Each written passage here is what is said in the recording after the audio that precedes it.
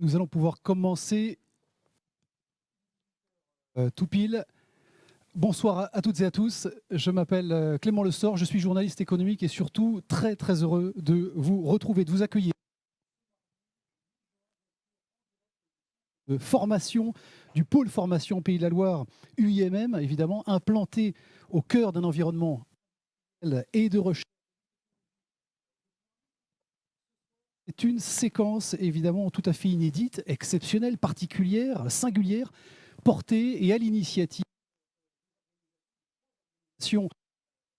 de la région, l'U2P, Pays de la Loire, pour l'Union des entreprises de proximité, la CPME pour la Confédération des petites et moyennes entreprises, et enfin le MEDEF Pays de la Loire pour le mouvement des entreprises de France. À L3, évidemment, une grande partie de la diversité du monde économique de notre territoire. Vous nous suivez donc en direct, alors ici en présentiel, du public qui a la chance d'assister sur place, en respectant bien sûr les règles de distanciation édictées par le protocole sanitaire. Et puis vous êtes nombreuses et nombreux à nous suivre en direct sur le Facebook Live de l'U2P et les chaînes YouTube bien sûr du MEDEF et de la CPME. L'objectif de cette séquence, il est très simple, donner la parole aux 5 principaux candidats, suite bien sûr à la publication du dernier sondage, candidats bien sûr qui se présentent aux élections régionales, élections qui auront lieu, à noter bien sûr, les 20 et 27 juin prochains. Nos candidats auront l'opportunité, l'occasion, dans quelques secondes, d'exprimer leurs projets et leur position politique autour de différents sujets que nous avons retenus, que les 3 organisations évidemment de cet événement ont retenu. Attractivité et aménagement du territoire pour le premier sujet, mutation et transition environnementale, emploi, formation, développement économique et avec les entreprises et corps intermédiaires plus largement, et notamment l'U2P, la CPME et le MEDEF. Nos 5 candidats ce soir, laissez-moi vous les présenter bien sûr rapidement. À Jardin, si vous voulez, de l'autre côté, Christophe, merci d'être avec nous. Vous conduisez la liste Union de la droite et du centre, liste conduite par les Républicains et l'Union des démocrates et indépendants. François de Rugy, à vos côtés pour la région de tous les progrès, c'est la liste que vous conduisez par et pour la République en marche et le MoDem. À côté, Guillaume Garot pour le Printemps des Pays de la Loire, liste conduite par le Parti Socialiste, Parti Communiste, Parti Radical de Gauche, Place Publique, Gauche démocratique et sociale et enfin Cap Écologie pour être tout à fait complet. Bon, très bien. Alors, on n'est pas complètement exhaustif au final. Hervé Juvin, à vos côtés, bonsoir. Vous conduisez la liste pour une région qui vous protège, portée par et conduite par le Rassemblement national. Et enfin, Mathieu Orphelin, bonsoir. L'économie solidaire et citoyenne, liste conduite par Europe Écologie Les Verts et la France Insoumise. En guise d'introduction, on vous écoutera évidemment dans quelques instants. En guise d'introduction, je vais naturellement donner la parole à celles et ceux qui sont un petit peu responsables beaucoup responsables de notre présence ici ce soir. Je vais commencer par Fanny Reyre-Ménard qui va venir nous rejoindre sur cette scène avec vos applaudissements, bien entendu. Fanny Reyre-Ménard qui est présidente de l'U2P pour évidemment les entreprises de proximité, l'Union des entreprises de proximité. C'est à vous la parole. Merci, bonsoir à tous. Bonsoir madame, bonsoir messieurs les candidats. Je tiens d'abord à vous remercier d'avoir accepté notre invitation. On connaît les agendas des candidats en campagne électorale, ils sont bien chargés et votre présence montre tout l'intérêt que vous portez à nous, les acteurs du secteur économique. Cette crise que nous avons traversée et dont nous espérons tous voir la sortie a montré, s'il était encore besoin, que bien au-delà du poids économique qu'ont les entreprises, elles jouent un rôle structurant pour notre société. Cette table ronde, Madame, Messieurs, en tant que présidente de l'U2P, je suis ravie de vous y accueillir parce que ça va être l'occasion d'aborder de nombreux sujets qui concernent les citoyens, la société, les entreprises, nos entreprises. Cette table ronde, Clément Lessort l'a dit, a été organisée conjointement par nos 3 organisations patronales, le MEDEF, la CPME et l'U2P. Pourquoi ces 3 organisations? Peut-être pour réaffirmer que le monde de l'entreprise et le monde du patronat est un monde pluriel et que c'est bien cette diversité qui constitue le socle économique et social de notre région. C'est aussi 3 organisations et 3 facettes du monde des entreprises. Évidemment, je laisserai à mes homologues le soin de présenter leurs propres entreprises, mais juste en une phrase, l'UDP, l'Union des entreprises de proximité, elle réunit les entreprises, des artisans, du commerce de proximité et les professions libérales. C'est un monde principalement constitué de très petites entreprises, les TPE. Les TPE, mais comme les petites et moyennes entreprises, les start-up comme les entreprises traditionnelles, les ETI, les grands groupes, tout cela constitue le paysage économique de notre région. Face aux immenses défis qui sont devant nous, les réponses aux attentes, que ce soit celles des citoyens, de la société, mais aussi celles de nos entreprises, doivent être adaptées à la nature et à la taille de chacune de nos entreprises. Car nous sommes les acteurs économiques sur le terrain qui sommes là chaque jour au quotidien pour répondre aux besoins des Ligériens. Merci. Merci Fanny Rerménard pour la CPME. C'est Olivier Morin avec vos applaudissements également à l'origine et à l'initiative de cette séquence. Bonsoir Olivier Morin, évidemment président de la CPME Pays de la Loire, on vous écoute. Bien, bonsoir à tous. Merci à vous, Madame la candidate et Messieurs les candidats, d'être parmi nous ce soir. Alors, la CPME est évidemment très contente d'organiser aux côtés de ses compères cette soirée débat. C'est pour nous très important. Alors, la région, vaste sujet. Alors, vous m'excusez, j'ai pris quelques notes parce que je ne prétends pas tout connaître de la région. Alors, pour un entrepreneur, c'est quoi une région? Ça pourrait être résumé ainsi, avec des compétences. C'est d'abord le développement économique. Je ne pourrais pas vous dire autre chose, qu'il va falloir le soutenir, notamment par une complémentarité avec les réseaux consulaires. Pour nous, ça a beaucoup de sens parce que c'est l'endroit qui est géré par des entrepreneurs. Et je sais que la région a un lien fort, normalement fort, avec ces organisations consulaires.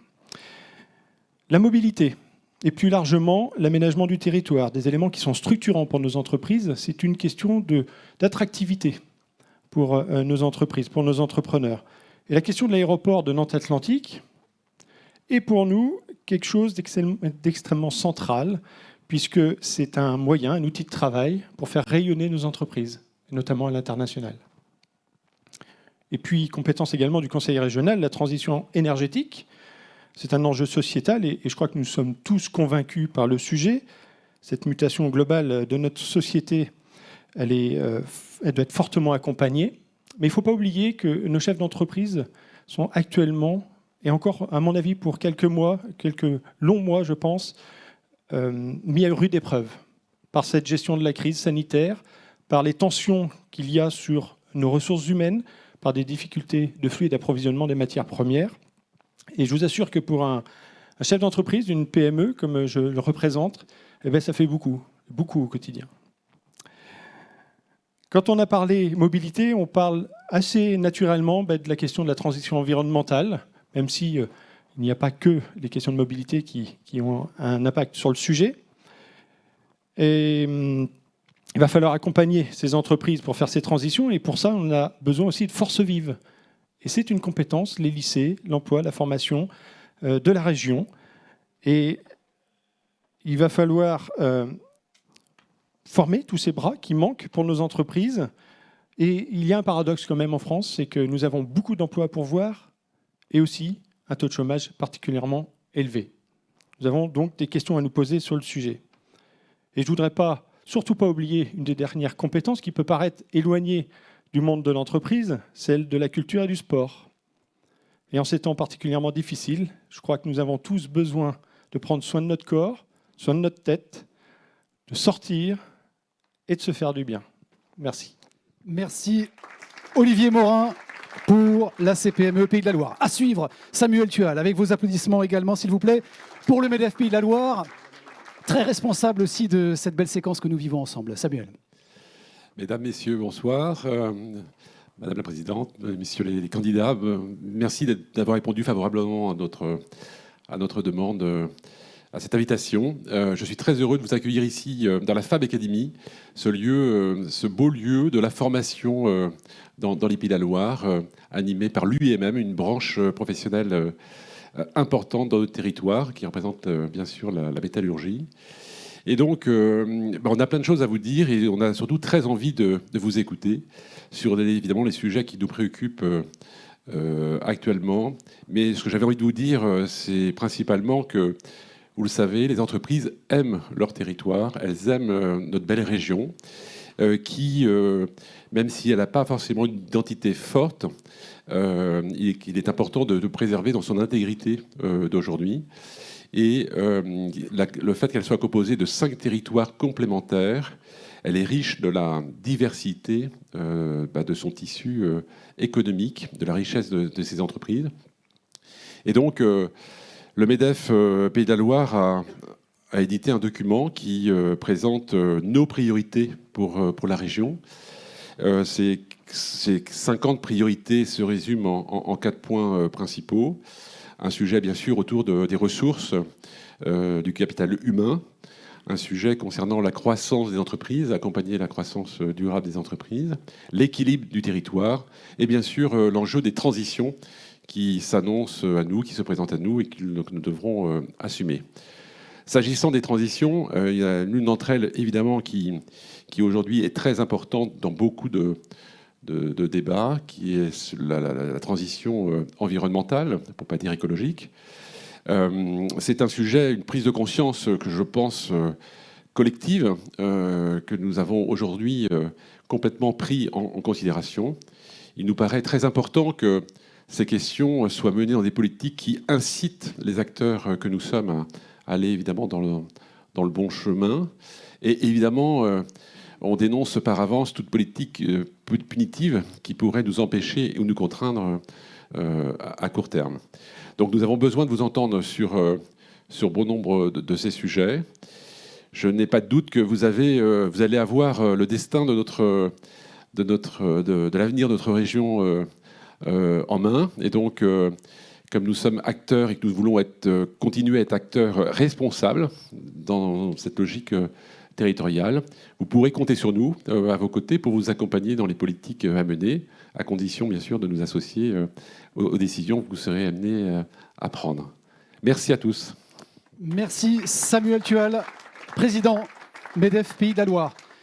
Alors, quelques règles avant de vous donner bien sûr la parole et pour la qualité de nos échanges, pour qu'on soit bien d'accord sur le cadre et la promesse qu'on fait aussi à celles et ceux qui assistent à cette séquence, qui nous regardent depuis les players des 3 organisations, Facebook Live pour l'U2P et les comptes YouTube, player YouTube pour la CPME et le MEDEF Pays de la Loire. Il ne s'agit pas d'un débat, il n'y aura donc pas d'échange entre vous, candidats. Il n'y a pas d'échange depuis la salle aussi, on n'a pas prévu de questions ou de session de questions et d'échanges, puisque le temps nous est évidemment compté. 3 minutes 30 par thématique et par candidat. On aura un compteur qui se trouve ici sur l'écran. Merci d'avance de respecter ce format de 3 minutes 30. Nous ne sommes pas soumis aux règles du CSA, mais on compte évidemment sur ce respect pour que tout ça fonctionne. Première thématique retenue, je l'ai évoqué tout à l'heure, il s'agit de l'attractivité et de l'aménagement du territoire. Il faut savoir que pour chaque thématique, je lirai une première fois la question au candidat adressé, et puis il y aura un changement évidemment dans l'ordre pour chaque thématique. Donc, première thématique autour de l'attractivité et de l'aménagement du territoire, c'est Christelle Morancé qui va commencer. Je lis la question, elle est de toute façon écrite pour nos candidats, chacune effectivement sur les manches debout.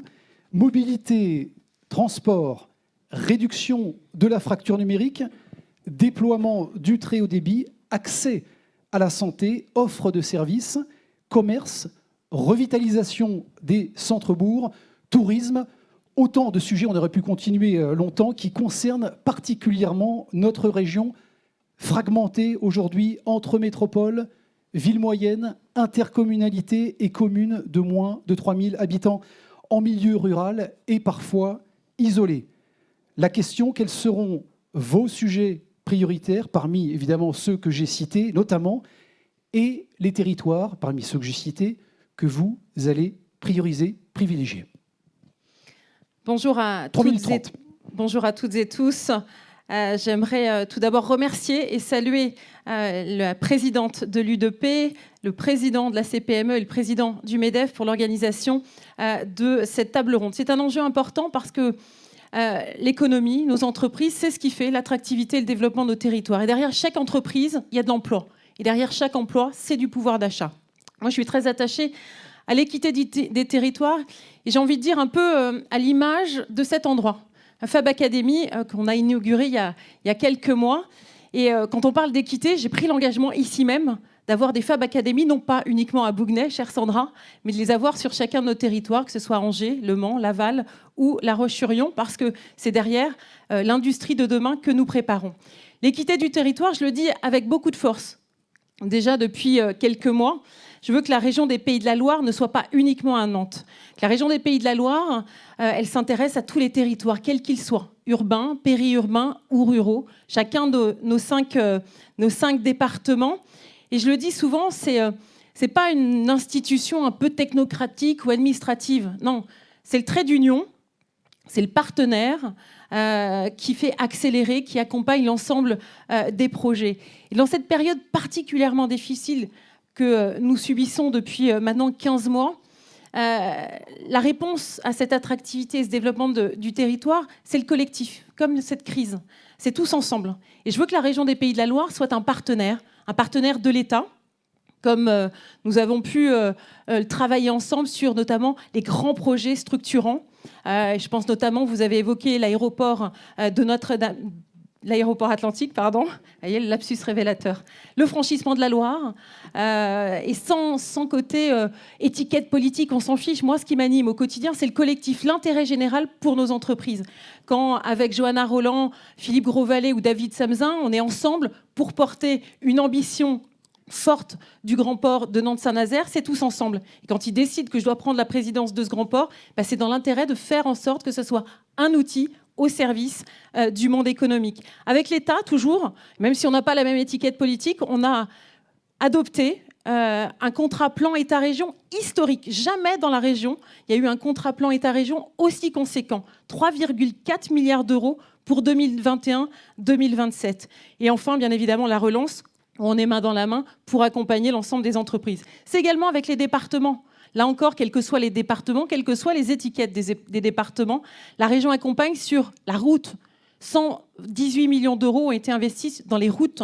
C'est ce qui fait l'attractivité et le développement de nos territoires.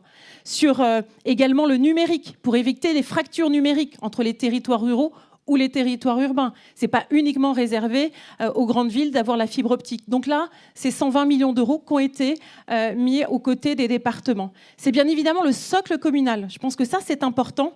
Le socle communal, d'être main dans la main avec eux sur les transports, sur le socle de base qu'est la région, notamment sur les TER, les lignes interurbaines, etc., mais de faire aussi de l'expérimentation sur les territoires qui correspondent aux besoins des territoires. Parce que ce qui est valable dans le nord de la Mayenne, ce qui n'est peut-être pas valable également dans le sud Vendée. Sur la santé, ce n'est pas une compétence de la région, mais on doit être aux côtés des communes pour accompagner face à la désertification médicale. Et pour terminer, la sécurité également, qui est un enjeu pour nos communes. Merci. Merci beaucoup Christelle Morancet pour ces 3 minutes 30 et ce premier thème attractivité et aménagement du territoire. La parole est à François de Rugy. 3 minutes 30, c'est parti. Merci, bonsoir à toutes et à tous. Je voudrais à mon tour vous remercier pour cette initiative. Alors, même si ce n'est pas un débat, comme vous l'avez dit tout à l'heure, je pense que ça permet d'éclairer le choix et vous contribuez ainsi à éclairer le choix des citoyens. On sait que les citoyens ne sont pas forcément très mobilisés par cette élection, encore plus cette année, donc c'est encore plus important de faire ce travail et je tiens à vous remercier et à le faire dans un état d'esprit de débat apaisé et respectueux. On voit ce que ça peut donner, malheureusement, les dérives du débat public, où c'est les invectives, où c'est une violence verbale qui finit, malheureusement, en violence physique. On vient encore de le voir cet après-midi. Donc moi, je suis très heureux qu'on puisse avoir, sinon ce débat, en tout cas cet échange, où chacune et chacun pourra en quelque sorte comparer ce que nous avons à proposer. Alors sur ce sujet de l'attractivité des territoires, moi je voudrais d'abord me féliciter que nous soyons dans une région attractive. Je sais d'expérience pour avoir été ministre, pour avoir beaucoup discuté avec mes collègues députés d'autres régions, que certes, ce sont des défis à relever d'être dans une région attractive. Vous avez mis dans votre document, le MEDEF, qu'il fallait se préparer à accueillir 800 000 habitants de plus d'ici 2050, comme s'il fallait construire une agglomération plus grande que celle de Nantes Métropole en 30 ans. Donc c'est un défi, mais moi je préfère ce défi-là que de devoir gérer le déclin, que de devoir gérer la décroissance démographique, la décroissance économique. Ça arrive dans d'autres territoires. Et moi qui suis un Nantais de naissance, eh bien moi quand j'étais enfant, à Nantes, dans les années 70, puis dans les années 80, Nantes était en déclin. Alors c'est vrai, aujourd'hui, quand on en parle, les gens nous regardent avec des yeux ronds. Ils disent, c'est pas possible. Nantes n'a jamais été en déclin. Ben si, c'est déjà arrivé, et Nantes avait connu d'autres phases avant de croissance. Comme quoi, rien n'est jamais acquis. Et donc, moi, je suis très attaché à ce qu'on nourrisse ce dynamique de développement et d'attractivité. Je pense que pour la nourrir, il faut donner la priorité au numérique. Moi, je veux absolument que la région soit aux côtés de l'État, qui a mis la pression sur les opérateurs de téléphonie et d'Internet pour que tout le territoire soit couvert. C'est un enjeu pour les entreprises de compétitivité, c'est un enjeu pour les habitants, bien sûr, pour la formation, pour la télémédecine, pour la santé. Donc, priorité absolue au numérique. Sur les transports et déplacements, c'est évidemment un sujet majeur, c'est une compétence régionale. Il faut inventer des solutions innovantes. Je regardais tout à l'heure si nous devions repartir d'ici à 18h, l'heure qu'il était il y a quelques instants, que nous étions en formation ici, en transport en commun, même pour rejoindre un autre quartier. Allez, le quartier des Dervalières à Nantes. Il faut plus d'une heure avec le réseau de transport en commun. Donc l'enjeu de la desserte, ça ne pourra pas être que avec les transports en commun. C'est les transports en commun à certains endroits, c'est d'autres solutions innovantes de covoiturage, de complémentarité, peut-être de voitures partagées, peut-être de transport à la demande ici, selon les besoins, en partant des besoins. Et moi, je vous propose d'ailleurs qu'on parte des besoins exprimés par les entreprises pour connaître les besoins de déplacement des salariés qui ne sont pas évidemment les mêmes partout. Attractivité aussi du territoire, c'est la connexion de notre territoire au reste de la France, au reste de l'Europe, au reste du monde. C'est donc évidemment l'enjeu de l'aéroport. Nous sommes dans une phase où le trafic aérien s'est effondré. Eh bien, il faudra évidemment préparer le redécollage, parce que moi, je souhaite évidemment que l'activité reprenne. C'est aussi l'amélioration de la ligne TGV. Je finirai par là, parce qu'on n'en parle pas beaucoup. Merci. Rennes a eu une ligne à 2 heures, Bordeaux à 1h30, pardon, Bordeaux à 2 heures. Merci. Et nous continuons à avoir plus de 2 heures. C'est quelque chose qu'il faut améliorer. Merci beaucoup François de Rugy. Guillaume Garot, 3 minutes 30, toujours sur cette thématique de l'attractivité et l'aménagement du territoire. Merci de respecter les 3 minutes 30. On va s'y efforcer. Merci à vous, merci de votre accueil, merci aux 3 organisations, Madame la Présidente et Messieurs les Présidents, pour un moment peut-être pas d'échange, mais en tout cas de présentation de nos propositions, de nos priorités, de nos orientations pour le mandat qui vient. C'est le Mayennais qui va répondre à cette première question. Je ne suis pas seul dans la salle, Samuel. J'ai été maire de Laval. Et nous sommes, nous, à Laval et dans le Nord-Mayenne, particulièrement éloignés de Nantes. Donc, si on pense attractivité, moi, je souhaite qu'on pense attractivité de l'ensemble des territoires de la région. Alors, ça paraît simple en le disant, mais il faut voir ce qu'on fait derrière, ou plutôt ce qu'on ne fait pas. On doit, on le sait bien, agir, ça a été dit avant moi, sur le numérique, fibrer l'ensemble du territoire régional. Et le plus vite sera le mieux. On sait que selon les départements, ce n'est pas exactement le même rythme. On doit veiller aussi à ce qu'on puisse avoir des services, pas simplement pour les entreprises, aussi, et peut-être d'abord, pour ceux qui y habitent. Parce que si vous avez un territoire qui perd ses médecins, ben, il est évident que ce ne sera pas un territoire attractif. Mais je voudrais surtout insister sur un volet, parce qu'on est au cœur des compétences de la région. C'est la question des transports. C'est la question des déplacements. Et moi, je veux donner la priorité au train. Je l'assume. La priorité au train. Pourquoi ? Parce que on est un département où il y a un maillage, un département, une région, où il y a un maillage qui reste encore fin. Mais on doit veiller à ce que ce soit le plus fluide possible. Qu'on ait des trains, et pas simplement des grandes liaisons. Qu'on ait aussi des TER, les transports du quotidien, le train du quotidien, qui permettent à chacun de pouvoir aller travailler facilement. Et je le dis avec d'autant plus de conviction que si nous voulons avoir vraiment une politique d'aménagement du territoire, il faut éviter les concentrations. Tout ne peut pas être fait à Nantes ou depuis Nantes. Bien sûr, la métropole, c'est une locomotive pour l'ensemble de la région et sur l'ensemble du secteur économique.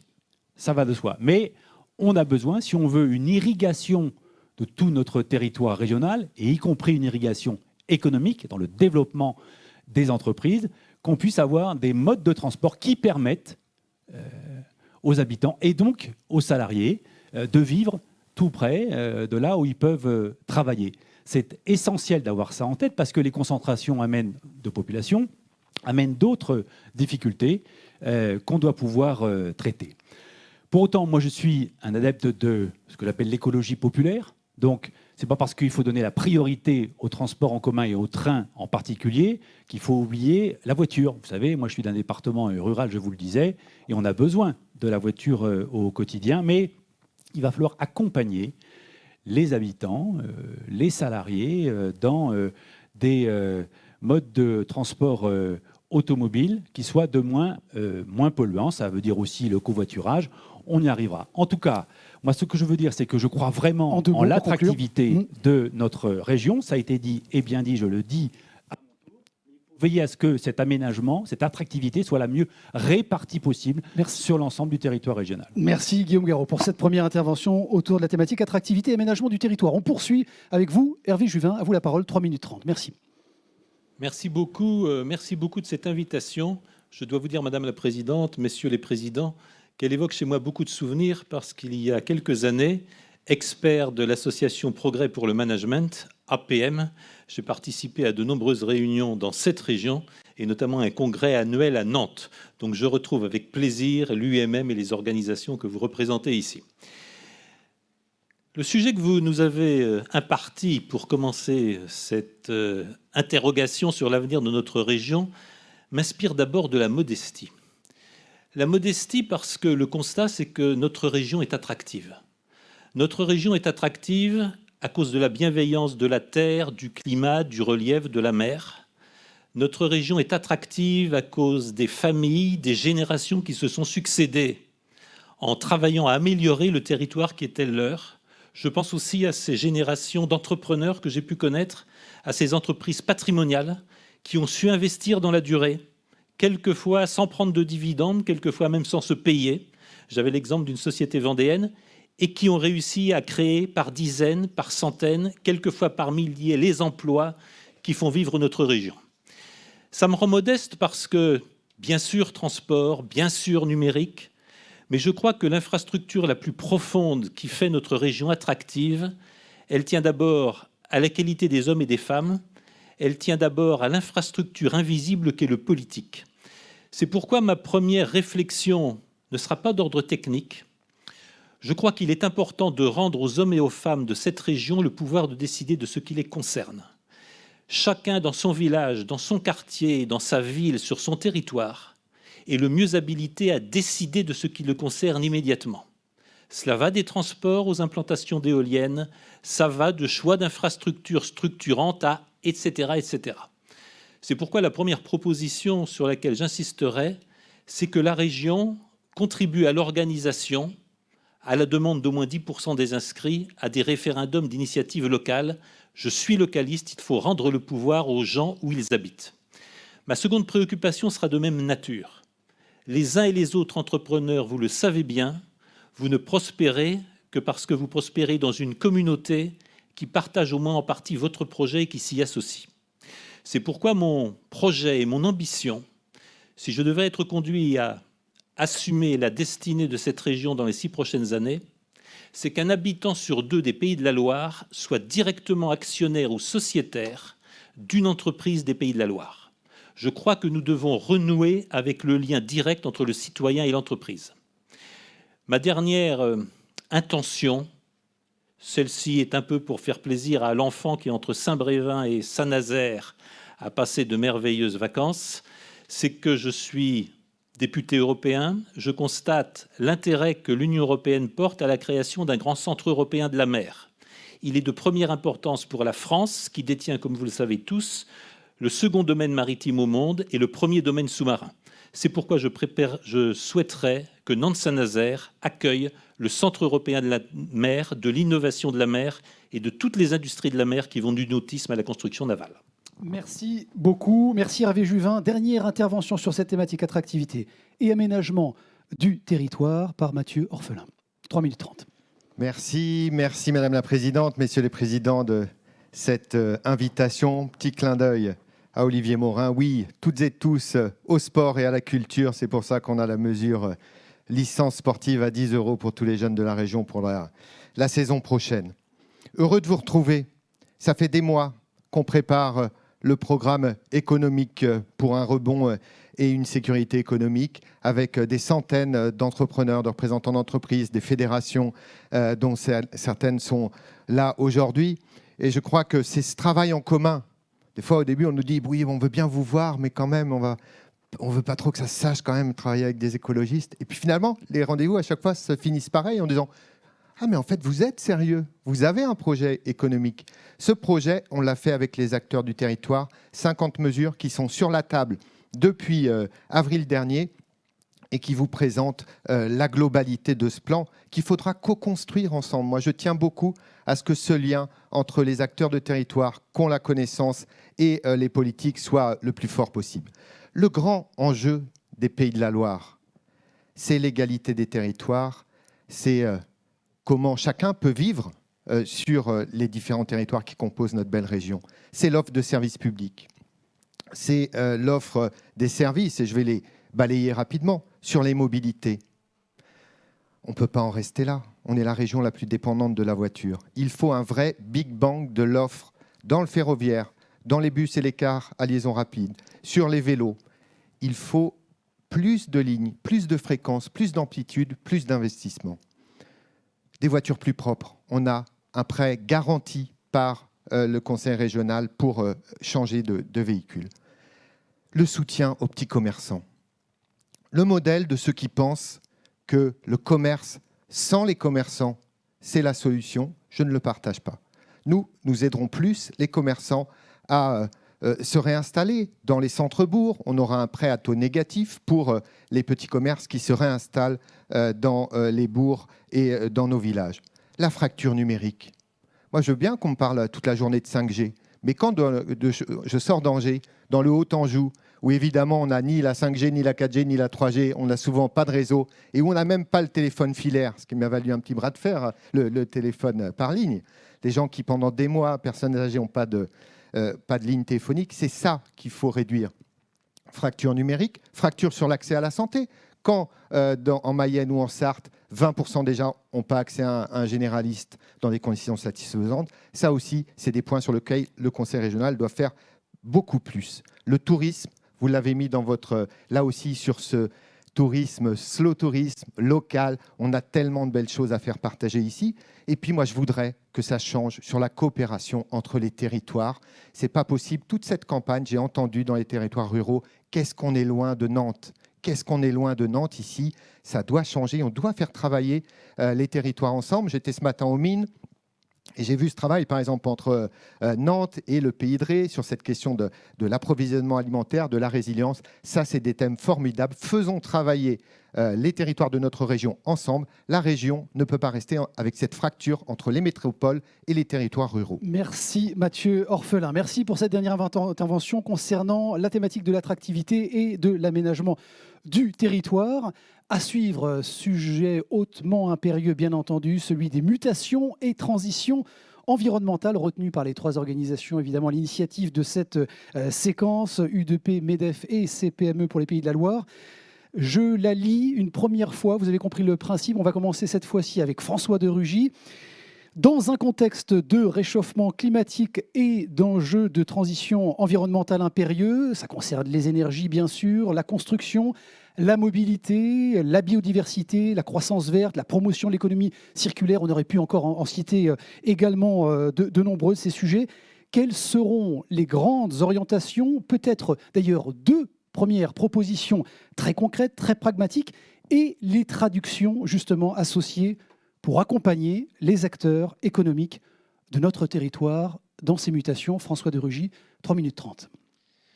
Oui, sur l'écologie, d'abord, je voudrais dire quelle est ma vision, quelle est ma conception de l'écologie, puisque ça a été dit dès l'introduction. Il y a plusieurs visions, et je pense que vous avez devant vous, d'ailleurs, différentes visions de l'écologie. Moi, la mienne, elle est fondée, sur la science. On analyse scientifiquement les problèmes écologiques. On se fonde sur les analyses scientifiques. On fait de la recherche scientifique. Et donc, on soutient, en tant que région, la recherche scientifique pour trouver des solutions aux problèmes écologiques. On mise sur le développement de l'innovation technologique qui sort de nos laboratoires de recherche, et nous avons dans notre région une grande vitalité en la matière. Il faut la soutenir. Et ça débouche sur du développement économique. Voilà. Moi, c'est ça le cercle vertueux, écologie, économie, écologie, économie, qu'il faut faire vivre à travers cette vision de l'écologie. Des mesures concrètes, moi je propose que dès après l'élection, si je suis élu, je demanderai à un groupe d'experts de faire l'analyse des effets prévisibles du réchauffement climatique sur notre territoire, sur tous les territoires, sur tous les secteurs d'activité et notamment tous les secteurs d'activité économique. Nous savons aujourd'hui que bien sûr il faut agir sur les causes du réchauffement climatique, mais la région ne peut pas, elle, à elle toute seule, faire baisser l'effet de serre déjà en France, mais alors évidemment à l'échelle de l'Europe et du monde. Elle peut y prendre sa part et il faudra évidemment le faire avec les transports, etc. Mais en revanche, elle peut agir sur la façon de prévoir, d'anticiper, de préparer l'adaptation au réchauffement climatique dont on peut déjà toucher du doigt les effets. Et c'est évidemment particulièrement vrai dans le secteur de l'agriculture, par exemple, où il faut absolument anticiper, par exemple, la question de l'eau, la question, bien sûr, de la ressource en eau, de sa préservation, du stockage de l'eau, de l'irrigation, parce que s'il n'y a pas d'eau, il n'y a pas de culture. Mais c'est valable dans plein d'autres domaines. Le tourisme est directement impacté. Toutes les entreprises qui travaillent sur le tourisme, indirectement, peuvent être touchées par les effets du réchauffement climatique. Il y a peut-être même des domaines où ce sera une opportunité, d'ailleurs. Il faut tout identifier et ça, nous pouvons le programmer à l'échelle de notre région, prendre nos affaires en main. Bien sûr, ensuite, la réalisation, nous ne la ferons pas toute seule. Moi, je prône une région partenaire, partenaire de l'État, partenaire des entreprises et on fournira en quelque sorte cette expertise aux entreprises pour ensuite les accompagner dans les transformations qu'il y a à conduire.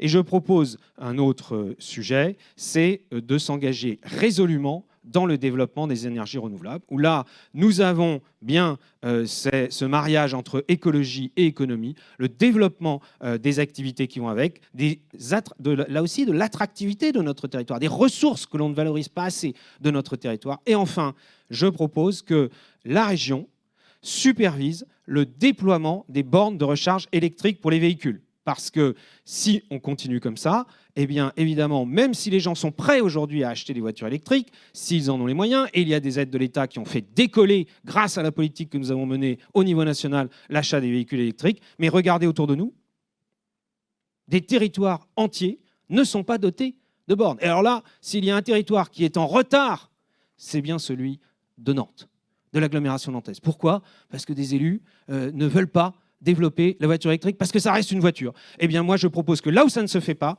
la région prendra le relais avec, bien sûr, les opérateurs qui savent faire cela. Merci François de Rugy. Alors, toujours sur ce sujet, cette thématique, mutation et transition environnementale, on écoute Guillaume Garot, à vous la parole. 3 minutes 30 ans. Merci. Alors, l'enjeu, dans le moment où on est, c'est quoi ? D'abord, c'est de réussir la sortie de crise. Et je le dis en particulier en direction des entreprises qui sont saines économiquement, mais qui aujourd'hui sont fragiles financièrement. Et il faudra indispensablement être à leur côté. C'est le sens d'une proposition que je fais, mais qui dépasse la transition écologique, qui est celle d'un fonds anti-faillite, pour aider en matière de trésorerie, de fonds propres ou de quasi-fonds propres, des entreprises pour qui c'est très compliqué en ce moment et pour qui ça risque de l'être quelque temps encore. Donc, être à leur côté, et c'est un fonds de 200 millions d'euros que je veux pouvoir rassembler. Deuxième chose, il faut réussir la sortie de crise, mais il faut surtout se projeter dans l'avenir et donc réussir cette transition écologique de l'économie. Alors, vous me demandez des propositions. La première proposition que je fais, c'est celle de plans stratégiques de filière. Et pourquoi c'est important ? Parce que si on veut réussir cette transition écologique, il ne faut pas réfléchir chacun tout seul dans son coin. Il ne faut pas que le chef d'entreprise, que l'encadrement soit sans réponse.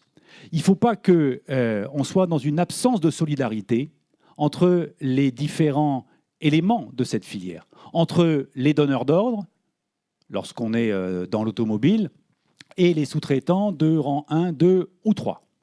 Quand j'étais maire de Laval, qu'est-ce que j'ai fait ? C'était en 2009. Nous étions déjà sur la question automobile. On est une région, nous, de département de sous-traitance automobile. On avait, et certains s'en souviennent bien, organisé les rencontres Laval Automobile pour réfléchir aux nouveaux usages, pour voir comment on peut adapter les process, pour voir comment on doit adapter aussi les formations des salariés. Ce que j'ai fait en 2009 pour l'automobile à l'échelle d'un territoire comme l'agglomération de Laval, moi je veux le faire à l'échelle de notre région. Et pas simplement pour l'automobile. Il faut le faire aussi sur l'aéronautique. Et ce que je regrette, je le dis à Madame la Présidente de région, c'est qu'on a pris beaucoup de retard sur l'aéronautique.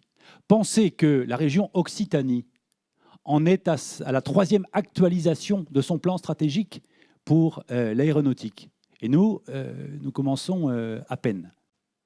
Donc, il va falloir se mobiliser toutes et tous pour tirer dans le même sens et prendre des décisions en matière de politique publique régionale, soit sur la formation, sur l'investissement et, deuxième proposition, sur la recherche et l'innovation, où on soit extrêmement volontariste. Et ma deuxième proposition, c'est de doubler l'effort budgétaire régional en matière d'innovation et de recherche. C'est une clé pour l'avenir. Alors, ça vaut pour les filières dont je viens de parler, bien sûr, mais c'est beaucoup plus large. Ça vaut aussi pour l'alimentation, ça vaut aussi pour la santé. Donc, il faut investir encore. Et le rôle de la région, c'est d'être à vos côtés et de construire ensemble ces stratégies partagées, j'insiste sur le mot, pour que demain, on réussisse tous ensemble cette transition écologique de notre économie. Merci Guillaume Garot. On poursuit toujours sur les mutations et transitions environnementales avec vous, Hervé Juvin, 3 minutes 30. Merci. Le sujet de la transition écologique s'inscrit naturellement au fronton de toutes les réflexions collectives. Je pense pour ma part qu'il doit acquérir la primauté sur maintes réflexions de nature économique ou politique. Simplement, la question de la transition écologique n'est pas d'abord et seulement une question énergétique. Le problème, ce n'est pas la planète. Elle a plus d'1 milliard d'années, elle nous survivra très bien. Le problème, c'est l'homme. Et le problème, c'est particulièrement la santé humaine, c'est particulièrement les effets que la malbouffe, que l'hyper-industrialisation, que les circuits démesurément allongés de la globalisation font subir à ce qu'il y a tous les jours dans nos assiettes. Je vous citerai simplement ce chiffre. Il vient d'un professeur de l'Université de Londres de santé. La moitié du déficit du système national de santé publique en Grande-Bretagne est attribuable à la malbouffe. C'est pourquoi la première action que je souhaiterais conduire serait en faveur d'une école du goût et de la santé. Je crois qu'il est important que dès l'enfance, plus tard à l'adolescence, et ensuite tout au long de leur vie, nos concitoyens soient davantage informés sur les bénéfices des circuits courts, sur le meilleur produit qui est le légume ou le fruit de saison ramassé près de chez soi, sur la qualité exceptionnelle des produits de nos terroirs et sur le fait qu'ils sont bons au goût et qu'ils sont bons pour le corps. Je crois que cette école du goût et de la santé représenterait une initiative importante parce que le sujet de santé publique lié à la dégradation de la qualité de l'eau, de l'air et des sols est un problème qui peut prendre des proportions dramatiques dans les prochaines années. Le second sujet que je souhaiterais aborder, et je vais enfreindre la règle puisque j'en aurai 3, le second sujet que j'aimerais aborder, c'est celui de la réconciliation des grands indicateurs, des bilans, des ROE, etc., sur lesquels on apprécie l'entreprise avec leur empreinte territoriale. Je constate aujourd'hui, pour avoir un peu fini ma vie professionnelle dans la région de la Mayenne, je constate à quel point des systèmes coopératifs forts, je constate à quel point une grande association des chefs d'entreprise entre eux sur leur territoire, une grande association entre les élus, les citoyens, les chefs d'entreprise, les patrons des coopératives et des mutuelles, les associations, ça peut provoquer ce que certains appellent le miracle mayennais, ce que d'autres appellent aussi le miracle vendéen. Et ça se traduit par ce constat très simple, il y a des entreprises qui se conduisent bien avec leur territoire et il y a des entreprises qui pillent leur territoire sans rien lui rendre. Je souhaiterais donc que nous calculions à la région, nous calculions un indicateur de la responsabilité locale et territoriale des entreprises et que toutes les aides et que toutes les relations de la région avec les entreprises obéissent à cet indicateur. Et puis, dernier point, vous avez évoqué les uns et les autres la question des systèmes rechargeables électriques. Je suis très intéressé par le concept de stade intelligent. Les stades, c'est une emprise foncière importante. En sous-sol, il est possible d'installer, sans que ce soit un centre de coût pour les mairies, au contraire en faisant un centre de profit, des centres de recharge, des moyens de livraison par drone. Je pense que nous avons aussi à innover dans ce domaine. Merci Hervé Juvin. Pour continuer toujours mutation et transition environnementale, la parole est à vous, Mathieu Orphelin. 3 minutes 30. C'est génial d'avoir aujourd'hui ce débat. On n'aurait pas pu l'avoir il y a 10 ans. Et je crois que ça montre vraiment qu'on veut tous aller dans cette direction de la transition écologique. Responsables politiques, entrepreneurs, citoyens et citoyennes. Et c'est très bien comme ça. Je suis ingénieur, docteur en énergétique. J'étais chef du service économie de l'ADEME. J'ai beaucoup travaillé sur les apports économiques de la transition écologique. J'ai été directeur de la stratégie et de la recherche de l'ADEME. Depuis 25 ans que je travaille sur ces sujets, la conviction se renforce. L'écologie, c'est l'emploi. C'est l'emploi pour nos territoires. Et donc, il ne faut pas que les Pays de la Loire restent à la traîne, comme aujourd'hui sur ces questions-là. 2 mesures fortes. La première, nous allons investir 1 milliard d'euros en plus sur les 5 premières années du mandat pour accompagner les projets portés par les collectivités, notamment les petites communes, et par le monde économique, les industriels. On a des très beaux projets, 1 milliard d'euros en plus sur 5 ans, dont 200 millions financés en particulier par l'épargne des citoyens et des citoyennes pour accompagner les entreprises dans ces beaux projets de transformation. Il y en a sur tous les territoires, on a cette ressource-là. Donc, un investissement majeur, on l'assume, c'est un choix politique, c'est 3 fois plus qu'au cours des 3 dernières années. Deuxième point, c'est dans les propositions du MEDEF. Oui, je suis d'accord avec le MEDEF, il faut une nouvelle stratégie régionale industrielle et nous la ferons ensemble, nous l'élaborerons ensemble. Je mets sur la table, j'aimerais qu'on puisse inaugurer d'ici la fin du mandat 5 nouvelles belles usines dans notre région. Une usine de recyclage des batteries électriques. Il n'y a pas de raison que ça parte à l'autre bout de l'Europe ou du monde. Une usine de semi-conducteurs. C'est affolant de se dire que l'usine Renault, aujourd'hui au Mans, est à 21% de sa capacité parce qu'on ne sait plus s'approvisionner en semi-conducteurs. Une usine, qu'on le fasse à quelques centaines de mètres d'ici, à Airbus ici ou à Airbus Saint-Nazaire, une usine de recyclage des avions en fin de vie. Là aussi, il n'y a pas de raison que les Pays de la Loire soient à la traîne. Un pôle sur les énergies renouvelables dans l'ancienne usine Michelin et aussi une usine de production 100% made in Pays de la Loire de vélos, y compris le cadre en alu. Là aussi, un marché qui est en forte croissance, qui va continuer à croître. On peut produire tout ça chez nous. Dernier point, parce que vous l'avez compris, on aura un soutien majeur aux entreprises. Ce soutien, il sera conditionné. Conditionné à des engagements des entreprises très simples, hein, ce n'est pas la paperasse. C'est l'égalité femmes-hommes, c'est le maintien des emplois sur le territoire et un bon dialogue social, et c'est évidemment la transition écologique. Parce que la réalité, c'est qu'à force de rien vouloir conditionner, aussi bien au niveau régional ou au niveau national, je me suis beaucoup battu là-dessus à l'Assemblée nationale, c'est que plus il y a d'argent public mis, plus il y a de délocalisation.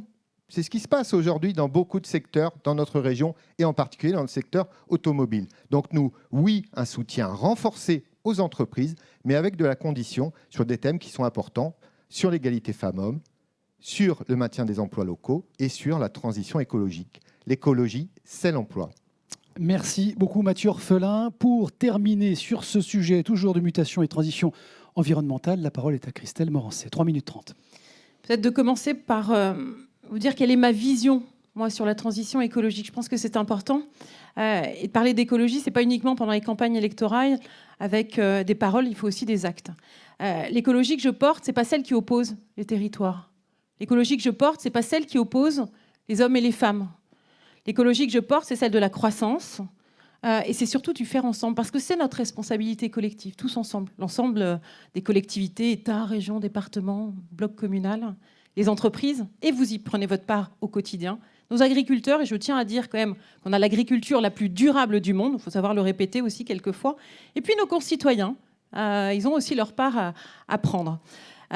Et en matière d'écologie, moi, je n'ai pas à rougir. Je tiens à le dire, je n'ai pas à rougir de ce que la majorité régionale a fait C'était notamment une de mes priorités quand j'ai été élue présidente du Conseil régional en octobre 2017.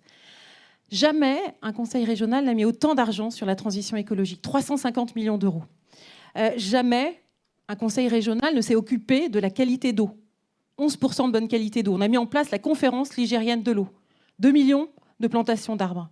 J'arrête là parce que le temps nous est compté. Mais l'objectif, c'est vraiment le collectif, de faire tous ensemble. L'enjeu, pour moi, c'est très clair, c'est d'embarquer les entreprises et faire en sorte que la région des Pays de la Loire soit pionnière dans des domaines tels que l'avion vert. On a déjà des discussions avec Airbus.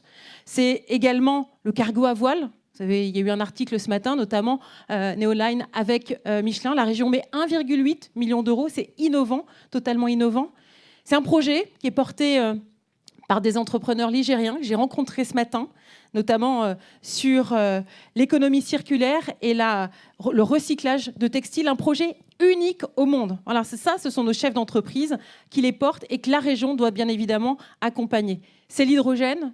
Vous le savez, j'ai envie d'être la première région hydrogène. Déjà aujourd'hui, il y a 7 pôles qui sont identifiés par l'ADEME. Il y en a 2 qui sont ici, issus de la région des Pays de la Loire. Life et H de Loire-Vallée. C'est une vraie fierté. L'hydrogène, c'est quoi? C'est de la production d'hydrogène vert dans notre région. Et puis bien évidemment de la distribution. C'est sur l'ensemble de nos transports, avec des TER hydrogène sur la ligne Caen, Alençon-Le-Mans-Tours, sur l'ensemble de nos lignes de la mixité énergétique, notamment sur nos lignes interurbaines. C'est la liaison entre l'Île-Dieu et Fromentine, de mettre un catamaran hydrogène. Mais ça, l'objectif, c'est quoi? C'est que nos entreprises se saisissent de l'hydrogène. Moi, quand j'inaugure la station hydrogène sur Le Mans, et que je vois un embout d'usinage et c'est marqué Made in Germany, moi je veux que ça soit Made in Pays de la Loire. Je veux qu'on soit la première région et d'embarquer notamment dans la diversification de nos entreprises sur le volet hydrogène. Et puis c'est enfin bien évidemment la recherche, l'innovation, le développement, faire en sorte que la région des Pays de la Loire soit un pôle d'excellence, un pôle également d'excellence en termes de formation, et on doit embarquer tout le monde. L'enjeu il est très fort, mais encore une fois, c'est le collectif qui permettra de porter des projets. Il y a des projets qui sortent de la région des Pays de la Loire, qu'on accompagne, mais on doit aller encore plus loin, d'embarquer l'ensemble des entreprises, quelle que soit leur taille. Parce que l'enjeu de la transition écologique, ce n'est pas uniquement réservé aux grands groupes comme Airbus avec l'avion vert. C'est l'ensemble de nos entreprises, quelle que soit leur taille, que ce soit chez les commerçants, les artisans, nos TPE, PME, grands groupes. Merci beaucoup Christelle Morancet. Pour ce deuxième sujet, donc mutation et transition environnementale. Troisième sujet qui a retenu évidemment notre attention et celle des organisations à l'initiative de cette séquence et de cet événement, c'est bien sûr la question de l'emploi, de la formation et plus largement des compétences. Vous avez compris le principe, on décale d'un candidat à chaque fois. C'est à vous de commencer, Guillaume Garot. Je lis la question: jeunes déscolarisés, stagiaires en mal d'entreprise, demandeurs d'emploi longue durée, enjeux bien sûr autour de la formation continue et de l'alternance, préparation à la création ou à la reprise d'entreprise. Quelles réponses vous envisagez pour faciliter l'orientation et l'accès à l'emploi, et enfin garantir bien sûr la bonne adéquation entre les compétences, qualifications et les attentes, besoins de nos entreprises? Précisez quand même la difficulté de recrutement avec des filières qui sont en forte tension et bien sûr, ce qui est propre aussi à notre territoire régional, la diversité entre les zones d'emploi de notre région. Guillaume Garot, 3 minutes 30. Oui, un enjeu majeur, à l'évidence, et une compétence centrale de la région. Moi, l'objectif que je nous fixe collectivement, c'est de pouvoir créer 100 000 emplois nouveaux d'ici la fin du mandat. Et dans les filières que j'énonçais tout à l'heure, que je considère comme stratégiques pour l'avenir, l'attractivité de notre région. D'abord, il nous faut et il nous faudra mieux définir nos besoins par un dialogue que moi je souhaite continu entre l'institution régionale et les entreprises et leurs organisations dans leur diversité. Première chose, c'est indispensable qu'on ait ce dialogue constructif. 2, il faut qu'on puisse en effet accompagner les jeunes. Et c'était votre première interpellation. Il faut qu'on soit au plus près des jeunes qui sont en train de basculer, qui sont en train de décrocher. Et qu'on ait une politique, là aussi, extrêmement forte pour aller les chercher et pour faire en sorte qu'on les remette sur le chemin de l'emploi et de la formation. Et d'abord de la formation vers l'emploi, ça va de soi. Troisième chose, et je veux passer un petit peu de temps, c'est pour ça que je vais vite sur les 2 premières orientations, mais ce qui me paraît indispensable, c'est qu'on accompagne mieux les projets de reconversion professionnelle des Ligériens. Parce que le constat qu'on fait tous, c'est que, notamment à la faveur de cette année qu'on vient de vivre, il y a plein de gens qui se disent « mais moi j'aurais envie de faire autre chose. Je veux donner du sens à ma vie. J'ai plus envie d'habiter dans une grande ville. J'ai envie d'habiter dans un territoire plus clément. » Voilà ce qu'on entend. Il y a la question donc des reconversions professionnelles. Il y a celles qui sont choisies, celles que je viens d'évoquer, puis il y a celles qui sont subies, parce qu'on sera dans des secteurs dont l'activité petit à petit va s'éteindre. Alors comment on répond à ce besoin-là, à cette nécessité sur le plan économique? Moi, je propose la signature de 50 000 contrats nouveaux métiers, nouvel emploi. Alors, il y a déjà des dispositifs qui existent, qui sont ceux de l'État. Il peut y en avoir quelques-uns de la région, mais on s'aperçoit qu'il y a souvent des trous dans la raquette. Et si on veut être efficace là-dessus, il faut un dispositif qui soit agile et qui permette d'accompagner chacun dans son projet de formation. Dans son projet de formation, il faut donc à la fois qu'on puisse bien repérer les besoins et ce que sera le parcours de formation, mais il faut aussi qu'on soit aux côtés de ces personnes dans les déplacements, dans l'hébergement, quand on est dans un projet de formation. C'est du concret, c'est de l'humain.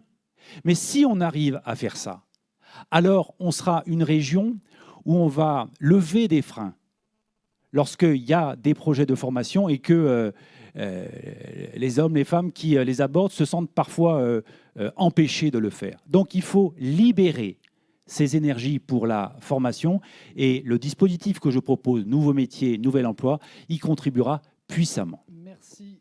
Guillaume Garot, on poursuit avec vous, Hervé Juvin, sur ce sujet, cette thématique emploi, formation et compétences. C'est parti pour 3 minutes 30. Merci. Un premier enjeu très clairement qui est un enjeu d'anticipation. L'anticipation ne peut pas être réalisée simplement par les systèmes scolaires, universitaires et d'enseignement.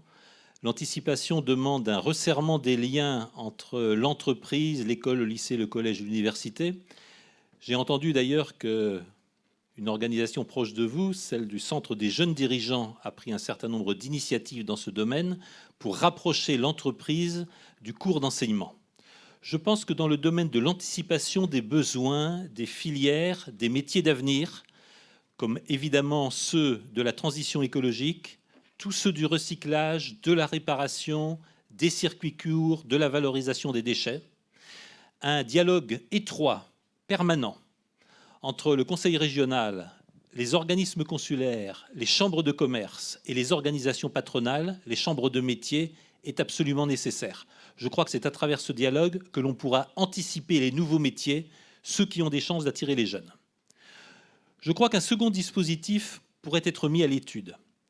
Je constate le fossé qui existe entre des jeunes qui disent ne pas trouver d'emploi et nombre de chefs d'entreprise. Je pense en particulier à des artisans, je pense en particulier à des indépendants, à des chefs de toutes petites entreprises qui disent que le seul frein à leur développement et quelquefois à la satisfaction de leur clientèle, c'est de ne pas parvenir à recruter. À cet égard, les institutions européennes ont déjà développé dans certains domaines une initiative qui me paraît importante et intéressante, motivante en particulier, celle d'un Erasmus de l'apprentissage. Un Erasmus de l'apprentissage, ça existe notamment dans le domaine de la boulangerie. Un boulanger allemand jeune peut venir apprendre en France comment faire une baguette et un jeune boulanger-pâtissier français peut apprendre en Allemagne comment faire les pains aux fruits, etc., que savent si bien multiplier nos amis allemands. Je pense qu'un Erasmus de l'apprentissage serait à la fois incitatif, motivant et permettrait aussi d'améliorer au contact des autres les gestes et les pratiques des métiers. Mais enfin, l'essentiel est de donner envie d'entreprendre aux jeunes. Et l'essentiel est non pas de les enfermer dans l'assistance, mais de leur faciliter le premier pas vers la création d'entreprises. C'est pourquoi je proposerai, et ceci serait au cœur du dispositif que la région pourrait consacrer à l'intégration à l'entreprise des jeunes, je proposerais que la région apporte des fonds propres, par exemple 20 000 euros, à toute entreprise créée par un ou un groupe de jeunes. 20 000 euros, j'ai regardé, c'est ce qui leur permet par exemple d'équiper un studio d'enregistrement et de créer leur label de musique. C'est ce qui leur permet d'acheter des tablettes graphiques de très haute définition, de créer leurs jeux vidéo ou leur plateforme numérique, etc., etc. 20 000 euros, c'est aussi ce que la région pourrait consacrer d'ailleurs à une entreprise qui embauche pour au moins un an un jeune au-delà de son apprentissage. Bref, renouer les liens entre les jeunes et l'entreprise dès l'école, leur faciliter le passage à l'acte, le passage à la création d'entreprise. Oui, il y aura des échecs, mais on apprend de ces échecs et je ne doute pas que beaucoup des jeunes qui goûtaient à la liberté et au goût d'entreprendre deviennent ensuite des entrepreneurs à part entière. Merci Hervé Juvin, toujours sur cette thématique emploi, formation et compétences. La parole est à vous, Mathieu Orphelin, pour 3 minutes 30 également. Sur les difficultés de recrutement, il y a 2 sujets qui reviennent régulièrement quand on discute avec les chefs d'entreprise. Le premier, c'est la mobilité, j'en ai parlé tout à l'heure. Le second, c'est le logement. Et ça, dans les zones tendues dans la région, beaucoup de chefs d'entreprise me disent on a des difficultés parce que les gens qu'on souhaite recruter ont des difficultés à trouver du logement. Il va falloir que la région, là aussi, agisse. Il y a une vraie question autour de l'orientation.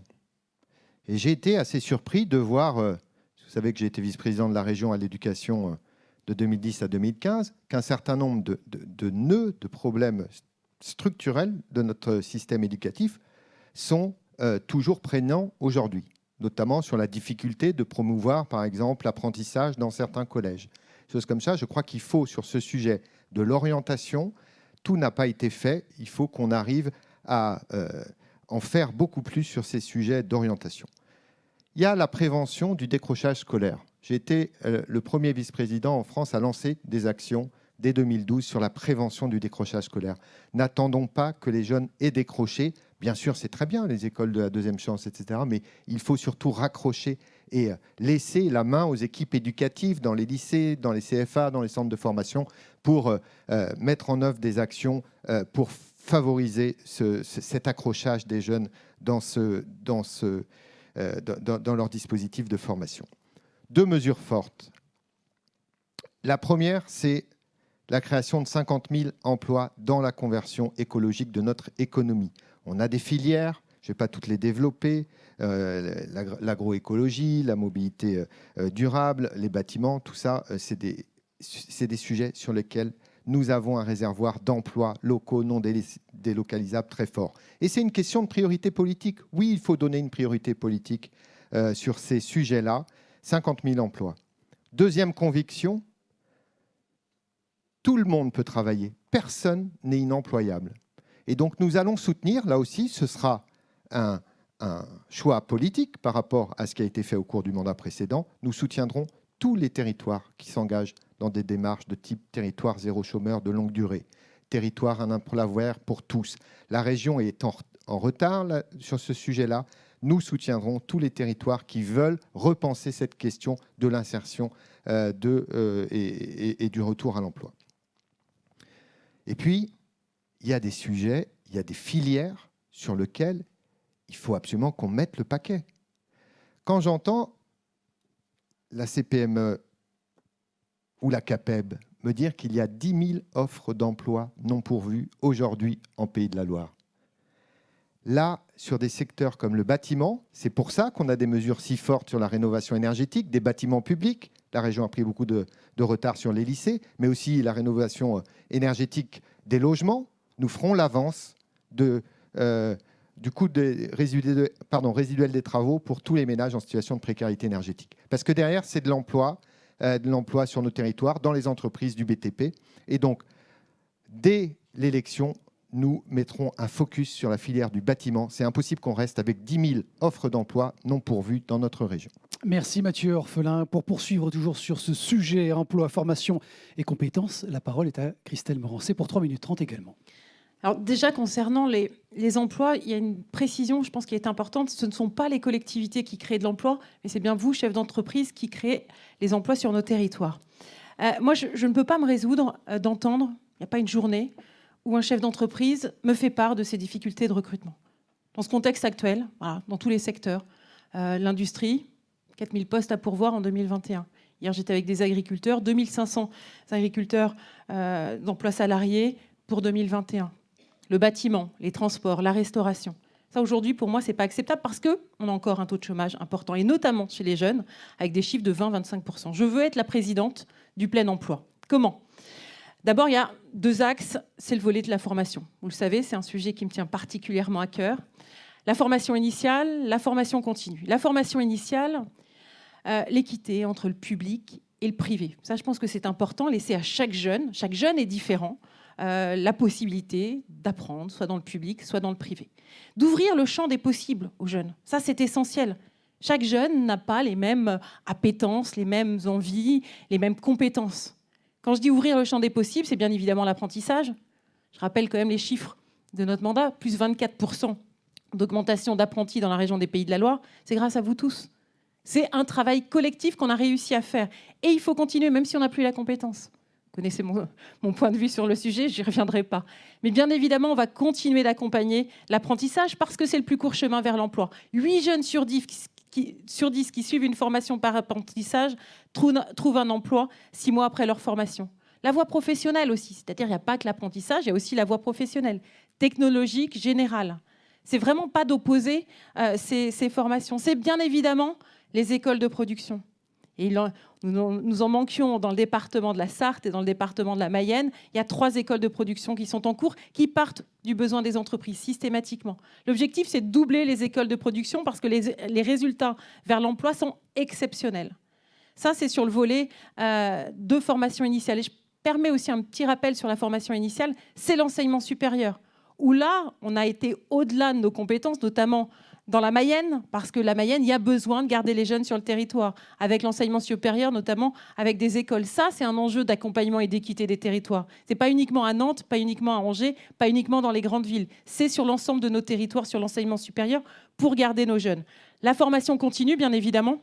Ça, c'est essentiel, parce que de toute manière, on ne fera plus le même métier pendant toute une carrière, pendant 30, 40, 45 ans. Donc, il faut adapter, il faut faire des formations qui correspondent aux besoins des entreprises. Arrêtons de faire des formations qui vont vers des voies de garage. C'est ce qu'on a déjà initié et ce qu'on va continuer. Par contre, l'enjeu, c'est quoi ? C'est de lever les freins à la prise d'un emploi. Ça, c'est essentiel. Et là, il y a 2 propositions très fortes dans mon projet. D'abord, sur la mobilité, de permettre à quelqu'un qui veut prendre une formation ou un emploi, une voiture à 1 € par jour. Parce que tout le monde n'a pas la chance d'avoir une gare au pied de sa porte, un arrêt de bus, un tramway. Donc il faut investir et accompagner la mobilité. C'est également la garde d'enfants, et notamment pour les personnes seules. Donc un accompagnement financier pour la reprise d'un emploi. Et encore une fois, c'est le collectif qui permettra à travailler ensemble, et notamment sur l'orientation avec l'Orientibus, auquel vous êtes pour la plupart d'entre vous partenaires, parce que changer les idées reçues sur certains métiers, et notamment dans l'industrie. Merci Christelle de Morancé. Pour terminer sur cette thématique, toujours emploi, formation et compétences, la parole est à François de Rugy, 3 minutes 30 également. Oui, d'abord, sur cette question de la formation, c'est au cœur des compétences du Conseil régional, à travers à la fois les lycées, mais aussi, bien sûr, la formation professionnelle, les centres de formation, d'apprentissage, etc. Et la formation continue. Moi, je veux dire d'abord que moi, je suis un partisan de l'éducation et de la formation, d'investir dans l'éducation et la formation. Et ça, c'est la collectivité publique qui peut le faire. Il faut mettre le paquet sur l'éducation et la formation, qui sont des leviers de progrès dans tous les domaines, et notamment dans le domaine économique. Ensuite, je veux rappeler que l'apprentissage, les succès actuels de l'apprentissage, ils ne tombent pas du ciel.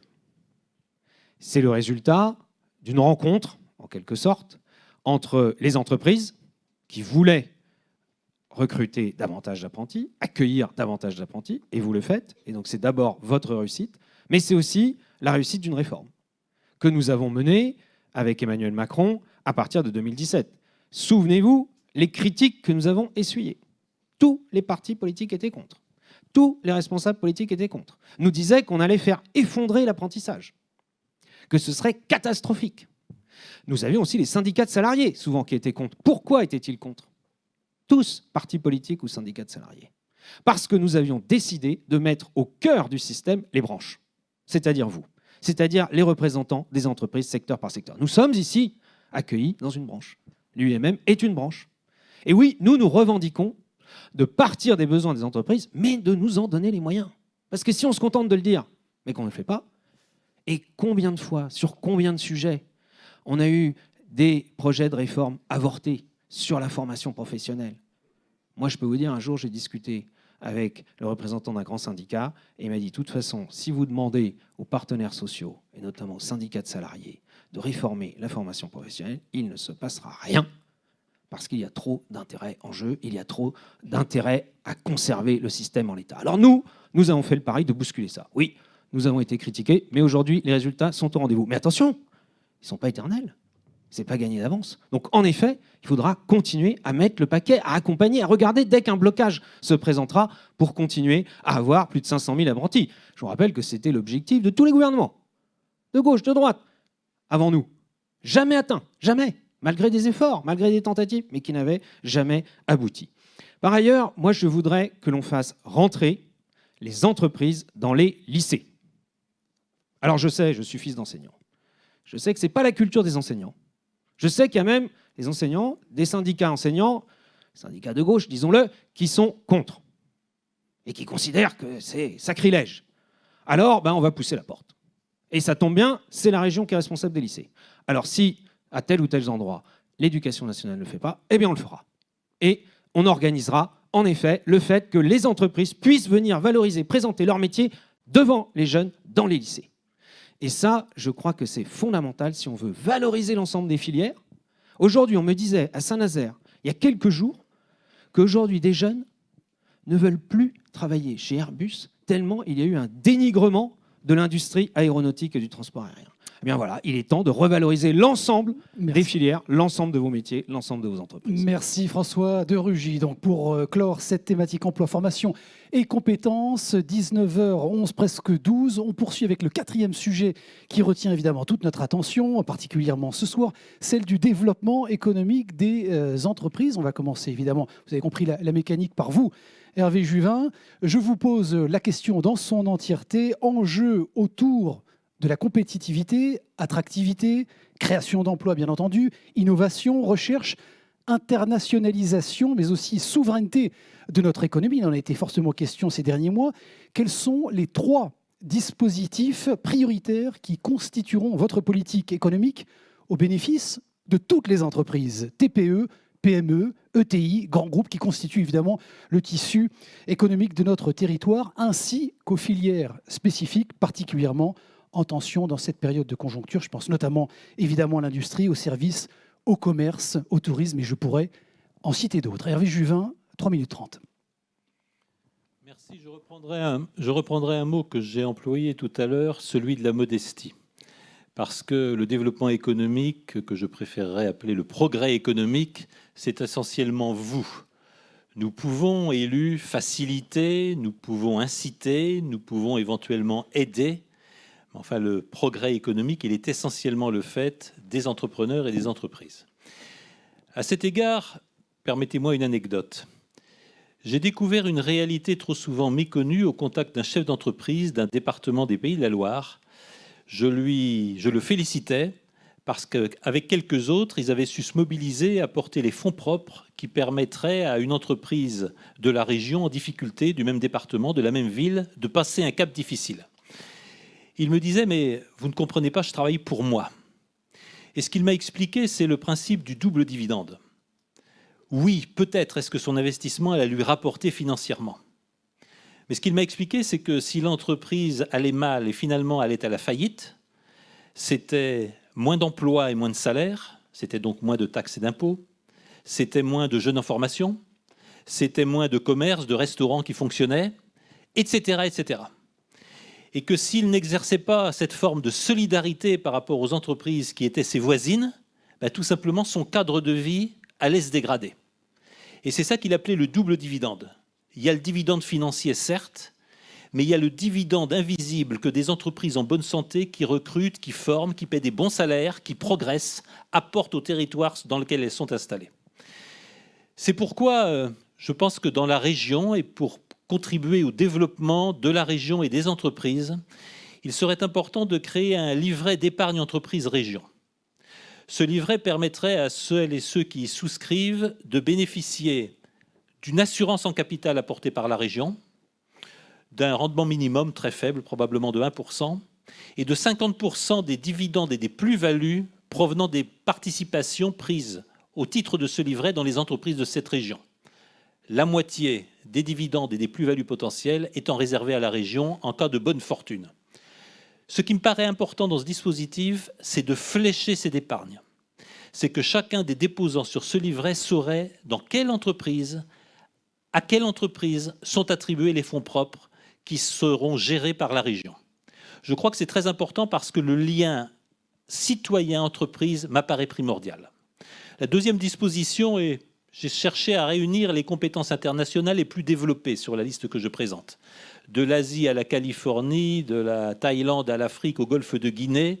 J'ai cherché à réunir celles et ceux qui peuvent contribuer à apporter aux chambres de commerce, aux organisations consulaires, aux organisations patronales que vous représentez, les meilleurs moyens de contribuer à l'effort à l'exportation.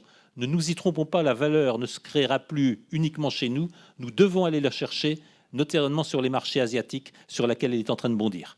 Et puis le dernier point, ce consisterait à créer un bouclier administratif, notamment pour les PME et les indépendants.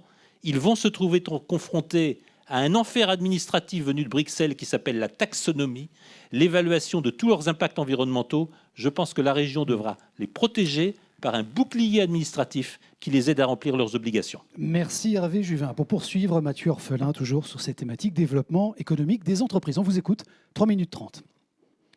On voit les perspectives de reprise, et tant mieux.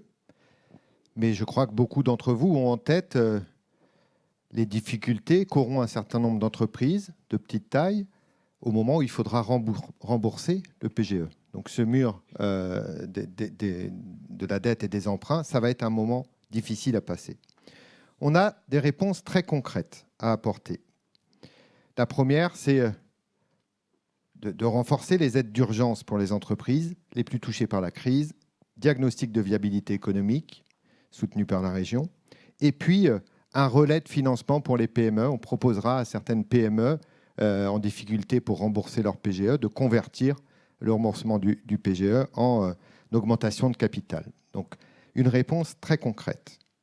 Deuxième réponse, le financement des entreprises. J'en ai parlé rapidement tout à l'heure. Le vice-président à l'économie sera Noam Léandri, qui est ici dans la salle, et spécialiste des questions de finances vertes. Nous allons lancer l'épargne verte Pays de la Loire, 200 millions d'euros qui viendront financer le développement économique des entreprises de notre territoire. Et la région abondera ce fonds. À chaque fois qu'un ou une citoyenne de la région mettra 1 euro, la région mettra 1 euro et ça fera donc 2 euros pour nos entreprises locales. Avec ça, on va pouvoir aider 400 ou 500 gros projets de développement des PME et ETI de la région.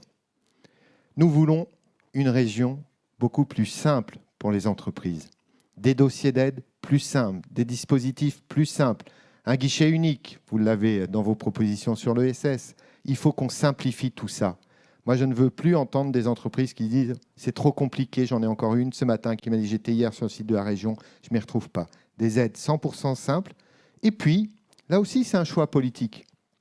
Nous allons réorienter les achats, les marchés publics de la région. C'est 300 millions d'euros par an. Aujourd'hui, tout le monde a 3 sur 3 à la note RSE. Le seul critère, c'est le prix. Du coup, qu'est-ce qui se passe?